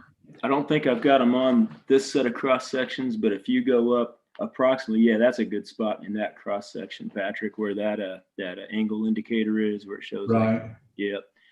So there may be. These things will be around 30, 40 feet long, something like that. And they'll be angled a little bit flatter than those soil nails. There you go. And the purpose of that, really, the 10 or 15 feet closest to the slope is just a solid pipe. And then as you get further back, it's a perforated pipe. And so it tries to gather up any accumulating water that gets up above that elevation. It'll drain it into that drain and out the face. So they won't be behind the wall. They'll be a little bit lower, and you're really trying to bring the water elevation of that entire slope down to a certain elevation to just make the whole slope more stable. So is that something that water comes gushing out of, or is this like a slow trickle, like a French drain? It would be more of a little, I wouldn't say a gush, but it could be some pretty good flow when you get these heavy rains where, you get 80 inches of rain a year, 100 inches of rain a year, something like that. Then there'd be more water. And then in drier years, it'll be a trickle to no water. So what do we do with that water once it comes out on that slope? Like I saw there's corrugated pipe right along the roadway at Bryson Park, but I haven't seen it anywhere else. Is that something we need to think about adding along Chipper Curve, or managing at least to get down to the road, or can that just dump out onto the vegetated slope? No, it is. And you'll see, commissioners, will get into the cost estimate portion. We've anticipated, while not specifically designed, but it's not unordinary or inordinary when you're in this particular condition, when those would be revealing themselves some distance up the slope, that you impart a collection type system for them. You can see them in practice. Again, to fall back, we could almost take a field visit to Little Savannah Road. On the opposite side of Little Savannah, from the Health and Human Sciences building at WCU, there's like 3 tiers of parking that have been built out there over the past 3 or 4 years. The uppermost tier is basically situated at the bottom of a large cut, and there are some horizontal drains imposed there. Rich and his group performed those back, I guess, maybe last summer, as memory serves. But they've done a great job of stabilizing that slope. We had a lot of water, showing its face, if you will, in that slope. But they coincidentally go out into a ditch that we had the ability to work in. So they're very much at the bottom of the slope. So, but yeah, we've anticipated dealing with that in some way. Do we have it 100% solved at this point? Not yet, but I think we're carrying a reasonable allowance to deal with that. Hey, Patrick, can I cut in there for just a moment? Absolutely. With the removal, I don't know, David, if you can see on the cross section there, the new proposed slope, and especially on that southern slope, all that material gone would help the DOT, would allow the DOT to maintain a serviceable ditch at the toe of that slope. So even regardless of how we get it to the ditch, that would be a potential long-term solution right there. So. Yeah, it's like right now you find, I'm sure most of you've been along Chipper Curve, but this, this condition right here, where it's like the Jersey barriers and so forth, what you're seeing is this mounding of material just coming down and finding that, certain edge of the road. Whereas when you start to lay that back flatter, to Jake's point, you have, and that's not the best section to show it on, but, you have a fair amount more opportunity to get a ditch in, in this kind of scenario, if you looked at that in a section and then advance that slope on up. Patrick, while you're drawing, for the benefit of the board and the YouTube audience, will you show, you drew on the current slope as is, will you show the proposed new slope for each section? Sure. Because those labels are a little hard to read on screen. Yep. Let's see. So just right quick, we'll take, here's the existing slope in this section in red. And then, the soil nail wall here, which is at or about almost a vertical element, then somewhat of a flat section at the toe or bottom of that wall. And then this is the new slope as proposed. And so just for disposition, this is proposed, these improved slopes are proposed to be between a 3.5 and a 4 to 1. Which is appreciably flatter than the landscape that is out there today. Like one doesn't want to do a lot of it, but you can effectively walk and weed eat a 2 to 1 slope without problem. A 3 to 1, you can start to get a push mower on. Again, you wouldn't want to do it all day, every day, but 4 to 1, 3.5, 4 to 1, starting to get, very manageable. So like I say, it's just a much improved geometry. I'm going to pan out of here. I don't do myself any. So can I jump in just, so the slope is going to be not as steep. So what does that mean for the repair of the entrance to Bryson Park? So specific at Bryson Park, we'll look at a detailed grading plan there as we, right now, our primary objective, if we look at, and I think that will be the last cross section in here. Let me pop down to that one right quick.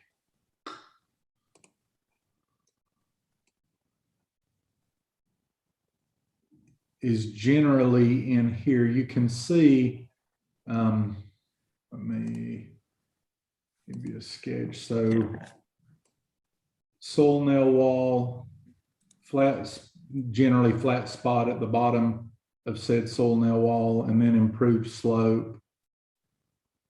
You can see that slope almost basically intersects with the existing slope, which is here. Once you get downgrade of the wall, so here the two have basically intersected one another. They're tracking very little difference in them. So I don't think it appreciably changes. Again, we've not graded it out in its entirety to understand what that looks like. Again, we've just taken certain sections to try to understand the volume of material likely to be removed. But I don't think that there would be appreciable change to, let's say, the verticality or horizontal arrangement of the entrance to Bryson Park. I think that would be pretty subtle by the time you got down to that point. But with the improvements above, we would be in a better position to redo that. Yes, correct. Yeah, certainly these slides have contributed in such a way. And again, this is probably better explained by Rich and or Bernie. But through the disposition of what has happened upslope in general terms, and that movement as this material moves, you know, it sometimes needs to go somewhere, obviously, you know, is if you get certain movements going on up in this arena, it will oftentimes cause things to kind of buck up down at the toe of said slope or at other places along the way for just a matter of crude description. And I think we've experienced some of that in certain places over this entire horizon for sure.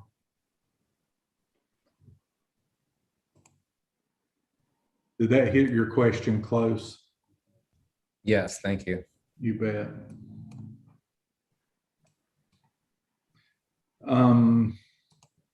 Other questions or thoughts? Back to, and I can't recall who asked it, but so in this particular case, there are scenarios, I think, Rich and or Bernie, as y'all know, where, yeah, here are, the picture gets pretty grainy. But in this particular disposition, again, the improved surface is, you know, on the low side of the wall, where in fact, our improvement as Allen Street would be on the high side of the wall in our case. But you can see those, you know, little small white circles just behind the wheel stops. I believe that those are horizontal drains in this application, aren't they, Rich? I'm not sure. Okay. I didn't do that job. They're either horizontal drains or they may just be be connected to drain board back behind the wall. Okay. Yeah. Okay. But it probably either way, it looks the same. So they're, like I say, just kind of for a visual picture, there's some regularity of space into those, you know, and you just see basically short ends of pipe protruding, you know, from the slope in the case of what we would have at Allen Street. Other questions or thoughts? Again, I know we've probably tossed a lot at you, but at the same time, you're probably already a pretty advanced group in the world of soil stability and geotech walking in. I know that you've been at this for some time. Well, I just want to jump in. So on the slope there, maybe I missed it, and I know it's future planning, but is it just going to be like grass on there, or, you know, I don't want to create some slope that town of Sylva is going to have to mow. It'd be nice to put some kind of, you know, something that's going to hold water together, native plants or something like that. But I don't want to create more work for Public Works. Yeah, sure. And, you know, I think the recommendation, and again, you know, just having not been that far down the path, but I think the ideology that I was trying to impart is not to turn over something to mow, certainly, because it'll be an appreciable area. I think it's at or about 2 acres or so. But at the same time, you know, is to, you know, stabilize that with, you know, certain seed material, you know, that would be something, you know, that would kind of grow up, fall over, if you will, as opposed to something that needed to be manicured, you know, but yeah, it would be a vegetated slope for sure below the wall. Then I'd add that literally any vegetation would beat what is already there. Oh yeah, totally. Just make sure it's not kudzu. Yeah. Right. We'll try to get the grass robust enough to keep the kudzu beat back, I hope, right? All right. I have a couple. Oh, yeah. Do you have more to present, or should we ask questions now? Do you have some more? Cost estimate is the last and final piece. If you want to talk more technical now or other questions before we get into cost, we can certainly do that. But that is the last remaining slide, is the cost estimate. I'll let you go ahead and wrap up then, and then I'll Okay. ask questions. Good deal. So taking, and just to kind of bring this idea full circle, again, there are many parts to this casserole or recipe, of a slope repair. The slope repair certainly in and to itself is specialty work, and the certain design ideologies are, rather specific to each and every person that performs those. And then there's a whole host of other work, that we've talked about. There are water and sewer lines in proximity to these areas. TWASA basically has, a temporary water configuration because the slide has, apparently disconnected or disjointed the water line that was there. There are sewer improvements that are just below the wall. I didn't really hit on those in great specificity, but they were actually shown in those sections. It's likely that we may want to lower, some portions of that sewer just to impart the wall at certain locations. So again, not specifically designed, but we've carried allowance for that. So, and again, we can talk about, either one, any one of these line items specifically, but in the interest of time, kind of some big ticket items, is that material kind of the difference in those two lines, existing grade and proposed grade that we showed you in the sections. We've estimated a cost of around $300,000 for the haul off of that material. There's just nowhere on the site for it to go, if you will, looking at that. So, just that grading alone is a substantial number. North slide, as we've noted it, the one being closest to Bryson Park. This is primarily when we've noted slide repair, this is a soil nail wall, those same drawings that we just looked through, $370,000 at that item. Horizontal drains, which would be a bit down the slope, falling under that at 40. I'm going to erase because I'm covering things up, sorry. But kind of moving on down, south slide repair estimated at 349. Horizontal drains at that south slide, because it's a fair amount longer, estimated at 65,000. Water and sewer line repair and or replacements have an allowance of 110,000.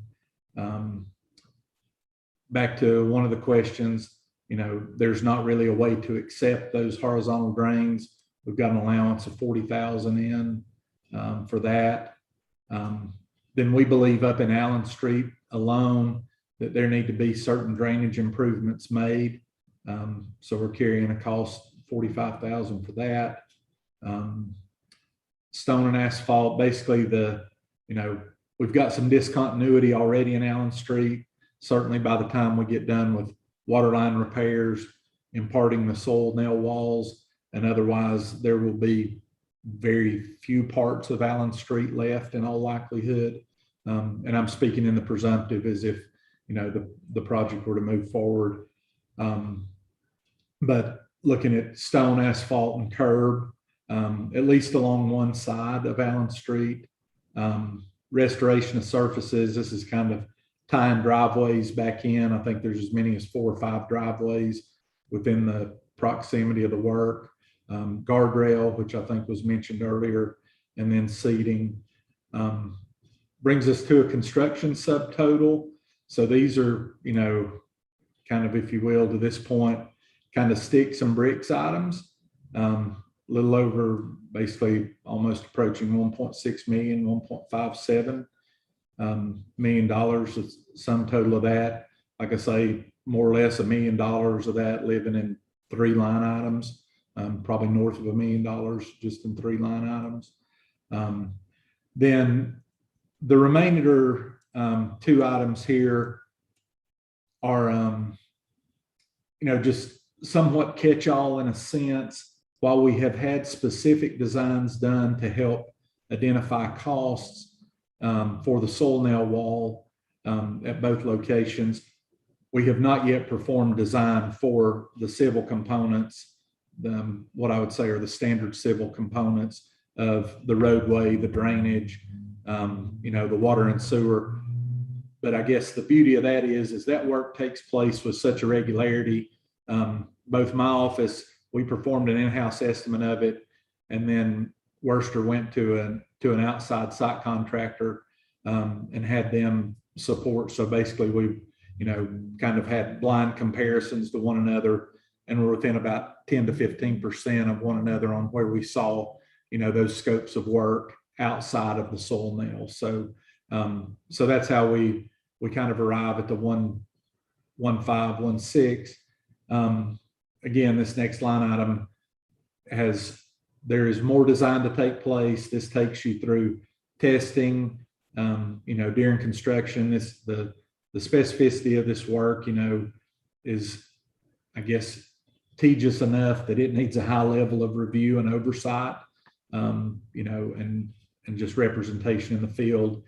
And then, as with any project of this variety, we've at this point applied a 10% contingency to it. So all total, around 1.95 million conversational purposes, at or about approaching a $2 million repair, all in.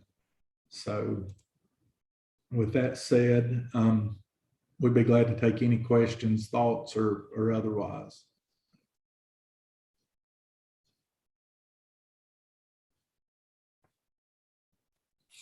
Can you just speak to the timeline of completion in terms of actual performance of construction? Yes, sir.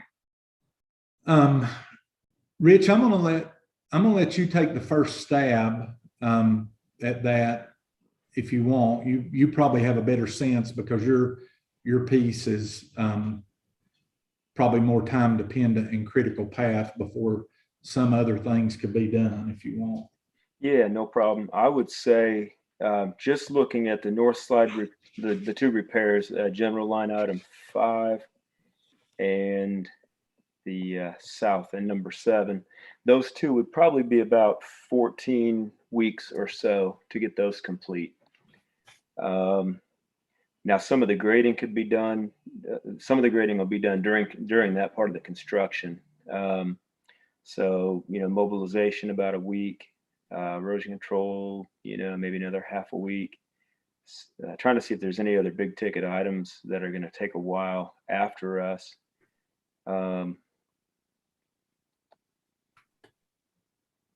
Overall grading probably would take another 2 to 3 weeks after that. And then we would put in horizontal drains for probably another couple weeks. So you can get up to, 4 months or so pretty quick, 5 months. Yeah. And that was my general sense. While just like for the grading, while the number, obviously the yardage is somewhat modest, a number of things just have to happen in certain sequence, and so I think I would probably prepare an appetite, that this could be from truly inception to close out, could go 6 or 7 months conceivably. During that 6 or 7 months, how would access to the homes and properties up on Allen Street be impacted? Can you guarantee people would have continual access to those homes? My sense would be that, there may be certain times during a day that access would be precluded. But if you imagined, and Rich, again, I'll appreciate, your perspective here, but I know just even some parts of just the general civil work, even if we weren't doing soil nail repair, if we tried to go up and, let's say rebuild Allen Street in place, even if it weren't sliding, just because of its narrow proximity. When you put a dump truck spreading stone or a curb machine pouring curb, or certainly advancing a storm drain, trench with a track hoe, Allen Street's going to be blocked for times during the day. I think the predominant expectation would be, coordination with those property owners of work hours, and knowing that, obviously provisions are always made for public safety, keeping enough stone on site to push a ditch in if one needed to get an ambulance or, something to a site. But as far as just regular coming and going, the rhythm of that oftentimes is if you need to get out, we'd request they be out maybe by 8 a.m., or know that they might not be able to get out until later in the day, or at some time because there's just progress of the work. But I think the hope would be provide, ingress and egress at convenient times in the day, and those more or less being at, the end of a traditional workday. But obviously I don't know, I can't speak to anybody's schedule on Allen Street for sure. But just knowing typical projects, that's about the way that plays.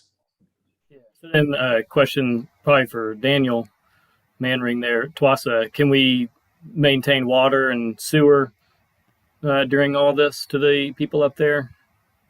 Absolutely. We can work with Worcester or whoever with temporary measures. Kind of like what we've already done is we've put in a more flexible, smaller diameter water line for now, I think about 600 or 700 feet. And we can kind of relay that or move that, shift it. We plan on doing our own, at least the water portion that's up top. We can self-perform that. And then with regards to sewer, we just kind of have to get some more details with regards to what needs to happen in the sewer world and permitting and that sort of thing. But the short answer is yes, David, we can absolutely maintain, working with folks, we can make sure that we maintain services. Hello, everyone, by the way. Yeah, sorry, I failed to introduce you, Daniel, although you need no introduction in this arena. but Are there any more questions of the engineers?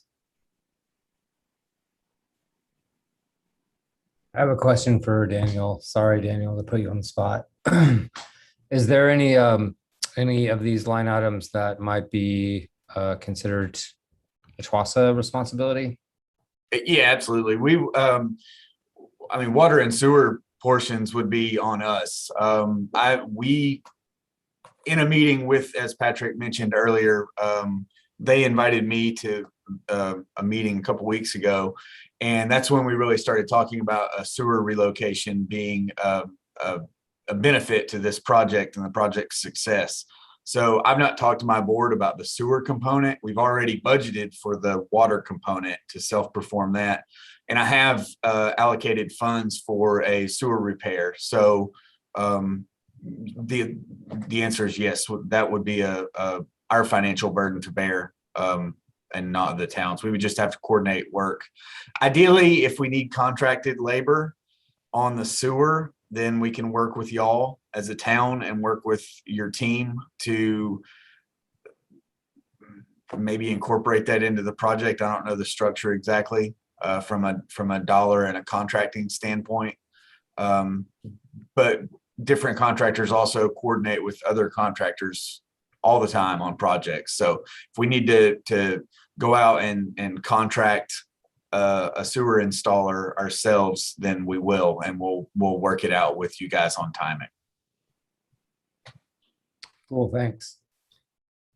Thank you, Daniel. And thank you, Mr. Adams, Mr. Kessel, and Mr. Bradshaw for that presentation.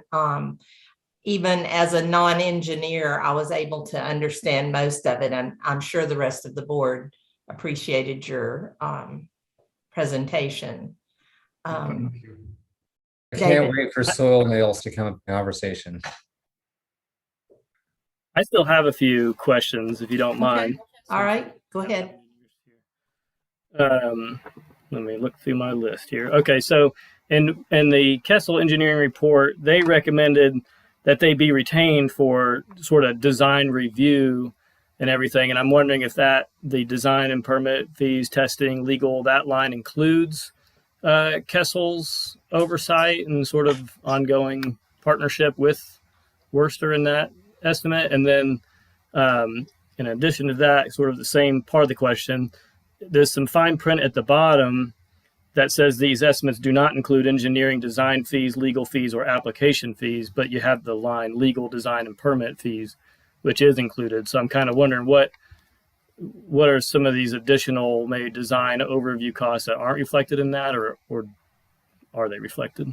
Sure. And thanks for the question. I think, and let me speak specifically here, this 197 number, as it may be, is simply an estimate. I think it is basically, I took the construction subtotal and put about 12.5%. That was even affecting the potential for easement acquisition if needed. I don't have, let's say this, I don't have a stack of proposals or subcontract agreements that would constitute 197 and change. It's like really just trying to make preparation to build out the budget is the sum total of that. And then I think to the second part of your question, my apologies, I caught the same thing you did in review. The one on the screen has had that review or had that line removed because those items are spoken to. That was a draft I think I circulated last night to get something out, but in review today, I caught the same thing, David, so thank you.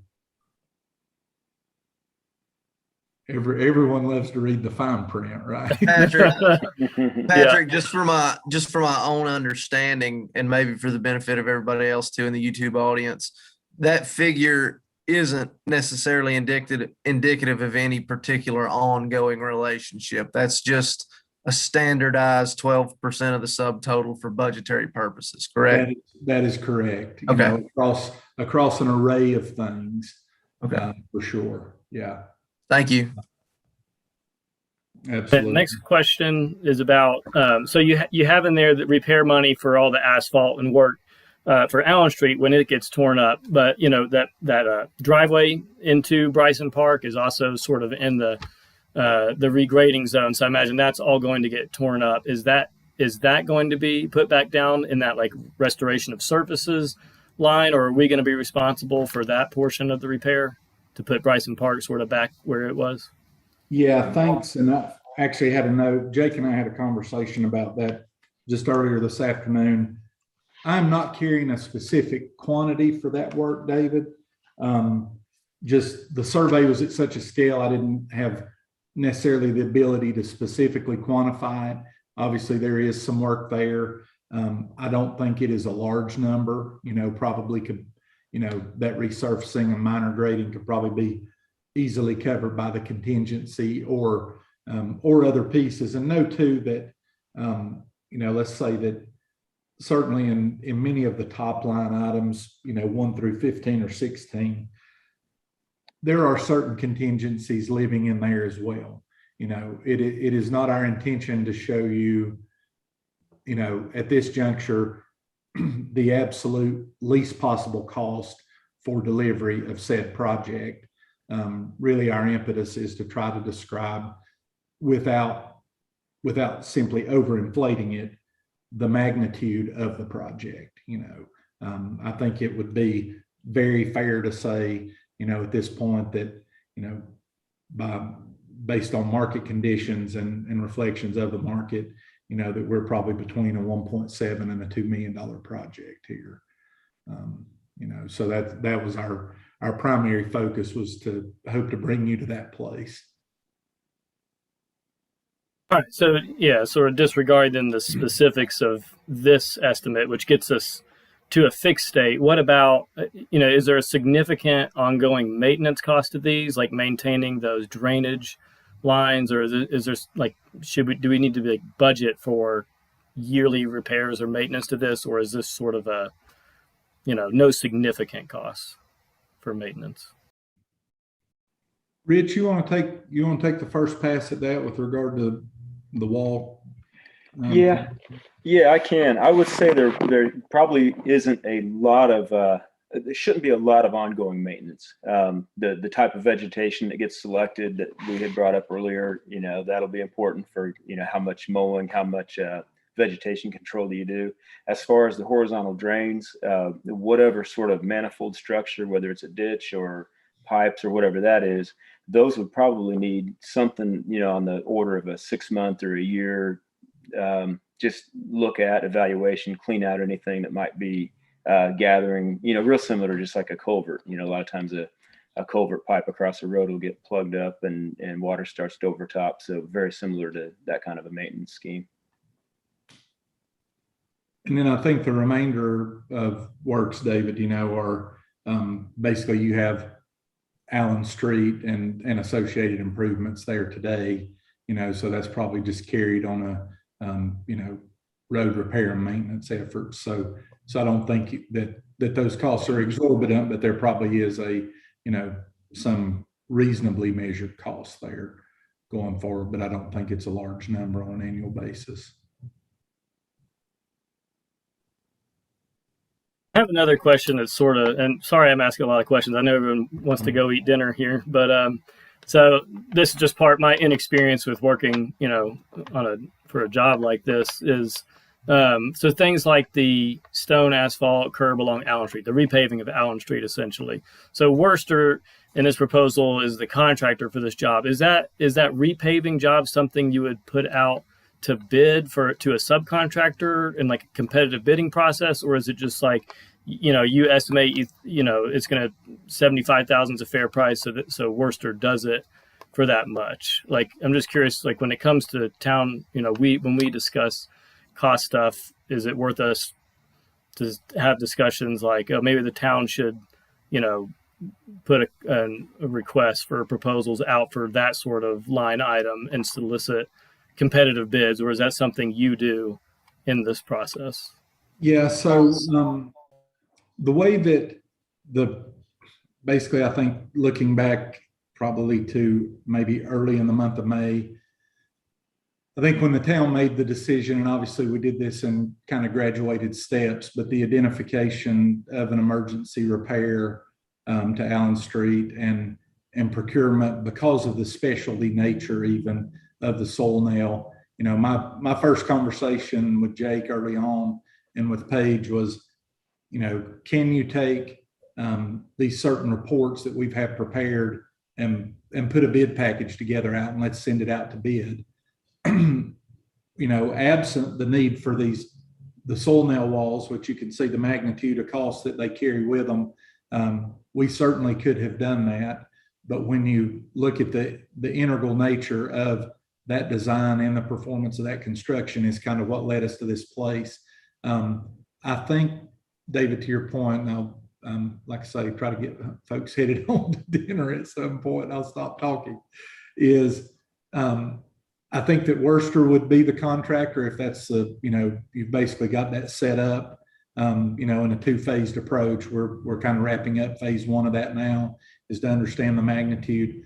But if you go forward in phase two, they have, a number of subcontractor relationships within the market.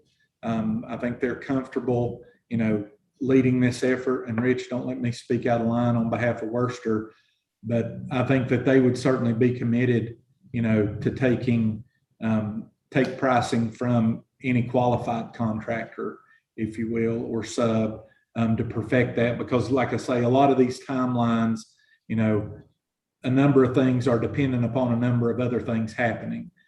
So, it's not an ideal scenario to have many cooks in the kitchen, is probably the term I would borrow. When it's like the grading's dependent upon the wall happening, certain parts of the wall can't go until the grading's done. But, we've got to move the sewer line, and now the guardrail guy's shown up, so just kind of being that orchestra conductor is a fair amount of work into itself. So I think that would be my advice, is to have Worcester reach out, to local qualified contractors in that way, and let them be the the competitiveness through that way, to still provide opportunity to bid on pieces that they don't self-perform. Yeah, I have nothing to add to that, Patrick. I think that was well said. A lot of these numbers are just to develop a budget, as Patrick said, to get the scale of magnitude of what this total cost is. But anything we don't self-perform, we would put out to competitive bid.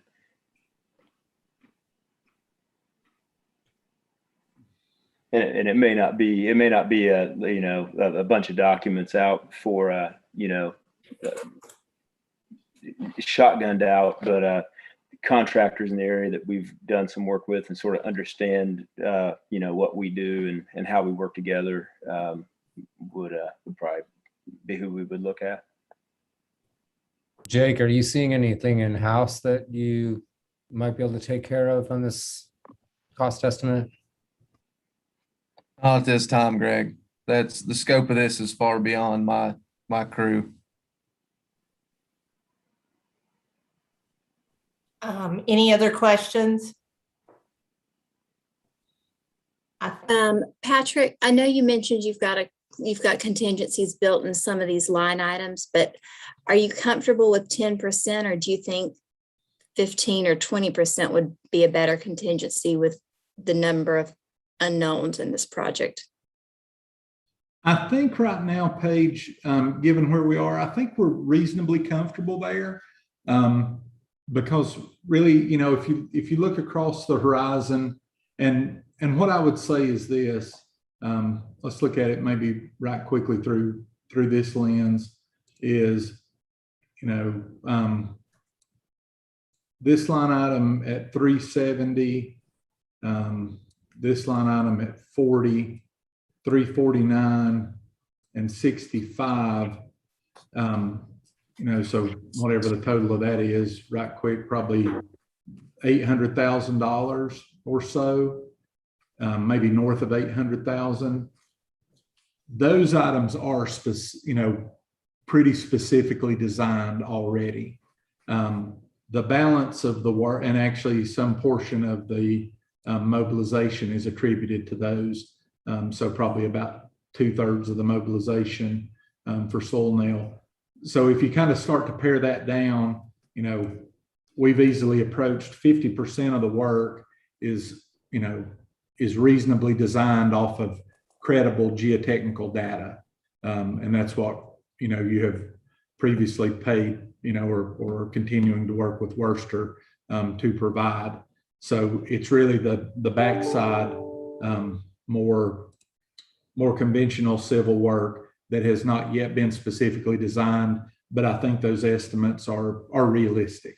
So again, I think we have cover. I think we feel pretty comfortable in that arena. But what I would say is, certainly as we develop those civil plans, assuming we move forward, we can check in on that estimate as appropriate, and or certainly as we go to market with it. But having bounced it off of at least one market, participant, if you will, as well as our in-house estimates, I feel pretty comfortable with them. Okay. Like I say, it's not versus the sum total of all work. We're really only having to hedge against about half of that work. Okay, thank you. So given your experience with this sort of work, are we hopefully not in for too big of a surprise when it comes to the dry utility relocation? Because that seems to be a pretty big unknown. Huh? How much is that usually? It seems to depend on the provider, quite honestly. And those are, conversations and or relationships. We think that, and Rich, again, I'm gonna yield to you. The hope would be that we could work around a lot of those, existing poles and utilities and keep them in place. I don't know that there wouldn't have to be, some shoring done or, new pole erected. Right now, we've not really been at a place to be able to, provide plans to those folks. I know that Jake has had some early conversations with them. But David, I would be nothing more than a rabbit out of the hat to try to put a number on it for you at the moment. Yeah, same here. I think we can work around most of the dry utilities out there. The overhead power would be okay. I think we can shore and work around those power lines. Really, I think the main one that would be in question is probably the communications line there in the middle. Just whether or not we can work around it, leave it in place, or if there may need to be a temporary relocation of that pole or something like that.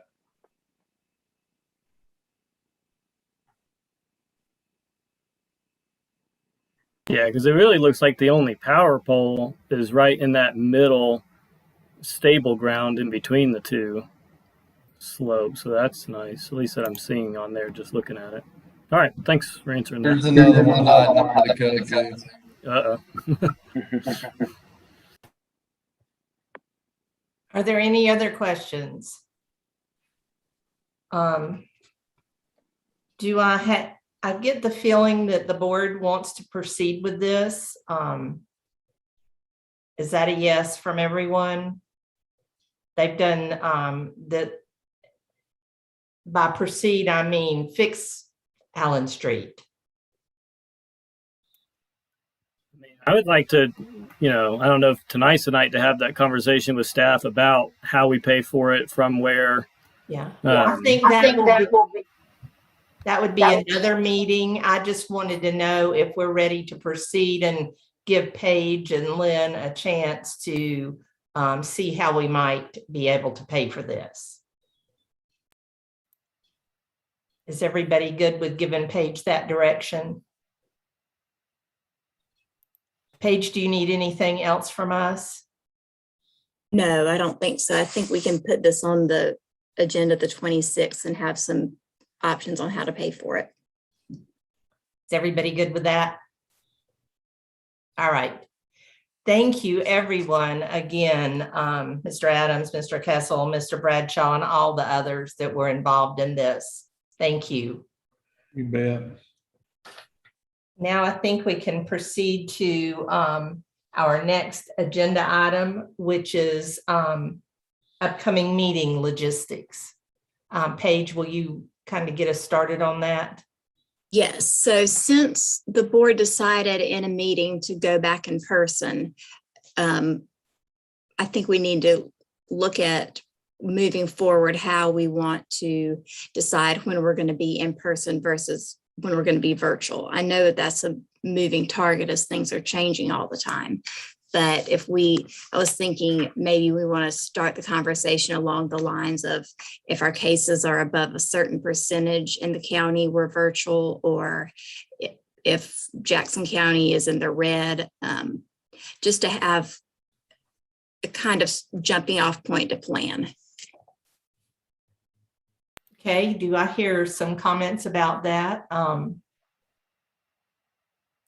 have a question. How soon before a meeting legally can we determine whether or not we hold it remotely or in person? Is it just like when we advertise for it, like 2 weeks before? Or? So usually we have a set schedule, and then if we change a meeting, I mean, you can do it as an emergency, but generally it's 10 days.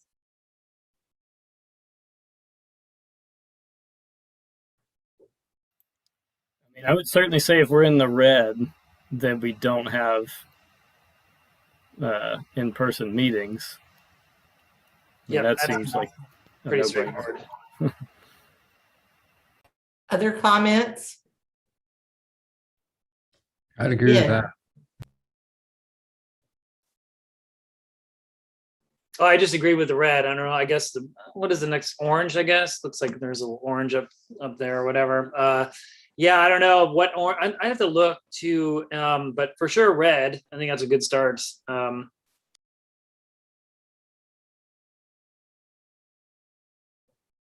How many different categories are there? 5? Got it up. Give me a second. Yeah, let me eyeball it.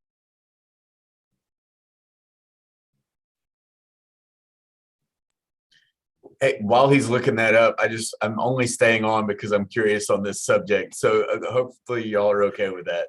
Yes, it's fine. Yes. So for the CDC, it looks like there is 4. There's low, blue, moderate, yellow, substantial appears to be orange, and then high is red. And I'd have to look back what defines each one. I think it's just like, yeah, I'll have to see what defines each one. I mean, if I were to take a random stab at it, I would say in the first 2 lowest categories, we could have an in-person meeting, maybe with the caveat, if there's a upward trend in cases that, we poll the board, but that in those categories, we would hold an in-person meeting. And then the second 2, we wouldn't. I mean, that's kind of throwing out a random stab. I like what Daniel did for TWASA is he sent out a poll ahead of time that we answered to, but I understand it's kind of like difficult for planning ahead of time for staff. Like a meeting like today, I'm sure you've had to put a lot of time into, we thought we were going to be all meeting in person for this, and you're coordinating with all sorts of groups. So yeah, I'd like for it to be something we could really know ahead of time, but this stuff kind of changes pretty quickly too.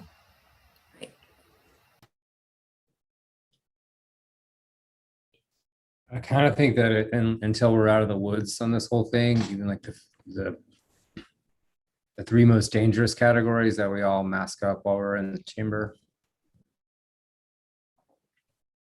Are you saying even in extreme, we should mask up and be in the chamber, or should we be? So if we're going to meet in person, I think we should mask. Right. But we're also talking about first, when will we meet in person? Will we not meet when it's the extreme and then the very high and the high? I think that's what Paige is asking us to determine which we would do. Well, I would prefer that if anybody was exposed to COVID, that they not come to a meeting. Yeah, and I'm just going to add that it's changing too. The Delta variant is much more transmissible. I wouldn't feel comfortable sitting in a room unless I'm wearing an N95. Like I used to wear just a regular mask all the time at work. Now I'm only wearing an N95. I can tell you that the hospital is requiring everybody in the ER to wear N95 masks all the time. Your regular cloth mask, even the surgical mask, just isn't as good when you've got a more highly transmissible variant. Again, remember, the masks were just like to get us to the vaccines. So then, Ben, would you be good with in-person meetings when we're in the green with masks? Yeah, Like I we're in mean, the I guess lowest category. if the cases are low, I mean that's the deal. If the cases are low, you always recalculate what is your what's the risk here. If cases are low, then the risk, Vivian. Sorry, kiddo. If the cases are low, the risk is relatively low. So that's, you kind of got to go by case and then whether or not you wear a mask. I mean, if you're vaccinated and the cases are low, pretty darn safe, so it's hard to say, but I would say those first 2, low, moderate, it's probably fine to go in, and then maybe skip substantial and high, go virtual. Just be on the safe side. Nobody needs to get this thing. Nobody needs to get it a second time, get sick from it. It's just not worth it. Paige, can we also get guidance from the health department, and they can tell us maybe 2 weeks before our meeting? Of course, it changed so quickly this last time, but decide what the North Carolina guidance is if they're making people still meet virtually. That's what I was trying to look for and haven't been able to find it. I think we should just meet virtually. So for the sake of transparency and advertising and making sure the public knows what's going on, you're almost going to have to say for a certain period of time, this is what we're going to meet virtual. And then, because if the map changes the day before the meeting, then there's no way it can be changed, but people might understand if it's said in a way that if it's green, we're going back in person, then they might show up here that next day. So there's got to be some sort of clear decision that gives us time to make sure the public is aware of what we're doing. Can we do it possibly a month in advance, like say the next 2 meetings or will be virtual, and then we will see how the trend is with COVID. Give ourselves a month. I don't think that you're going to find a huge increase in vaccine rates. I have no confidence that people who have not gotten a vaccine are going to get one. If we are going to say something like that, I think we should make it for the rest of the year. Other comments? I mean, I'm all about safety. I think I don't see a huge drawback, from meeting virtually if you're talking about safety. And also if you're talking about predictability, you say we're just going to stay virtual, and until the is the state of emergency or whatever the governor declared, is that still ongoing? I mean, do you want to peg that as something? Yes. Yeah. So when he ends that, then we go back. I don't know. It's so hard, but I guarantee you the surge is going to, if it follows, which it should, the surges that we've seen throughout this whole pandemic, there'll be a steep drop off. And nobody knows why this is happening, but it's the way it is. So the cases are going to drop off at some point in time here, but where does that leave us? I don't know. But yeah, I'm totally going on the safe side, especially with this variant, especially the amount of sick people I'm seeing. It's not worth it. Yeah, and to Amanda's point, I mean, it seems unwise to tie it to some metric because those metrics can change faster than we can adapt our meeting schedule. I think the safe thing to do is just say we're meeting virtually right now going forward until you hear otherwise. And then we'll make the decision to go back to in person. I don't see us being at a point where we're like going to be back in person, virtual, back in person, virtual. Like we're going to stay virtual until we feel it's safe for a period of time. And then we'll make that call. I would say we don't mislead people by, saying check the color before the meeting to determine where to go. Right. Paige, do you need a motion or can you? Yes, I think the board should make this decision since the board made the one to go back in person. Okay, well, I would motion that for the foreseeable future to be determined when we go back that we continue to meet virtually. And should we add that we will let people know 2 weeks ahead of time when we will be back in a live meeting? I would say no, because we can't, because this has changed over the last 2 weeks. It's taken exactly 2 weeks for this to completely flip around. I think we're just, I don't know. I mean, I think we're just gonna have to be extra cautious about when we say, okay, we're golden, but it's so unpredictable. We thought we were good, even though a lot of us were expecting this, but it felt very normal.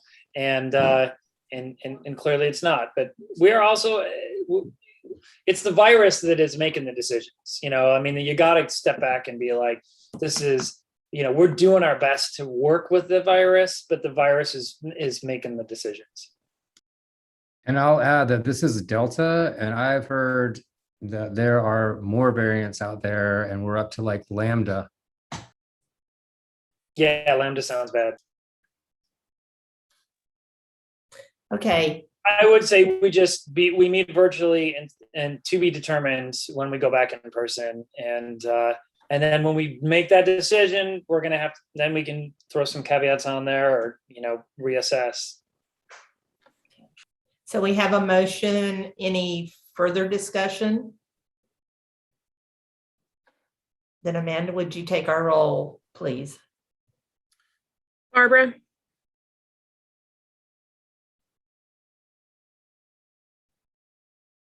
Yes. David? Yes. Greg? Yep. Mary? Yes. Ben? Yes, and I want to say thank you to everyone for kind of putting safety first and taking this seriously. Thank you, everybody. Next on our agenda is schedule a joint work session meeting with the Planning Board and the Board of Commissioners for September 30th at 9 a.m. for a zoning ordinance update. Do I have a motion to do so, what I just stated? I make that motion. Okay. Any discussion? All those in favor, Amanda, please. Barbara, Yes. David, Yes. Greg, Yes. Mary, Yes. Ben, Yes. Thank you.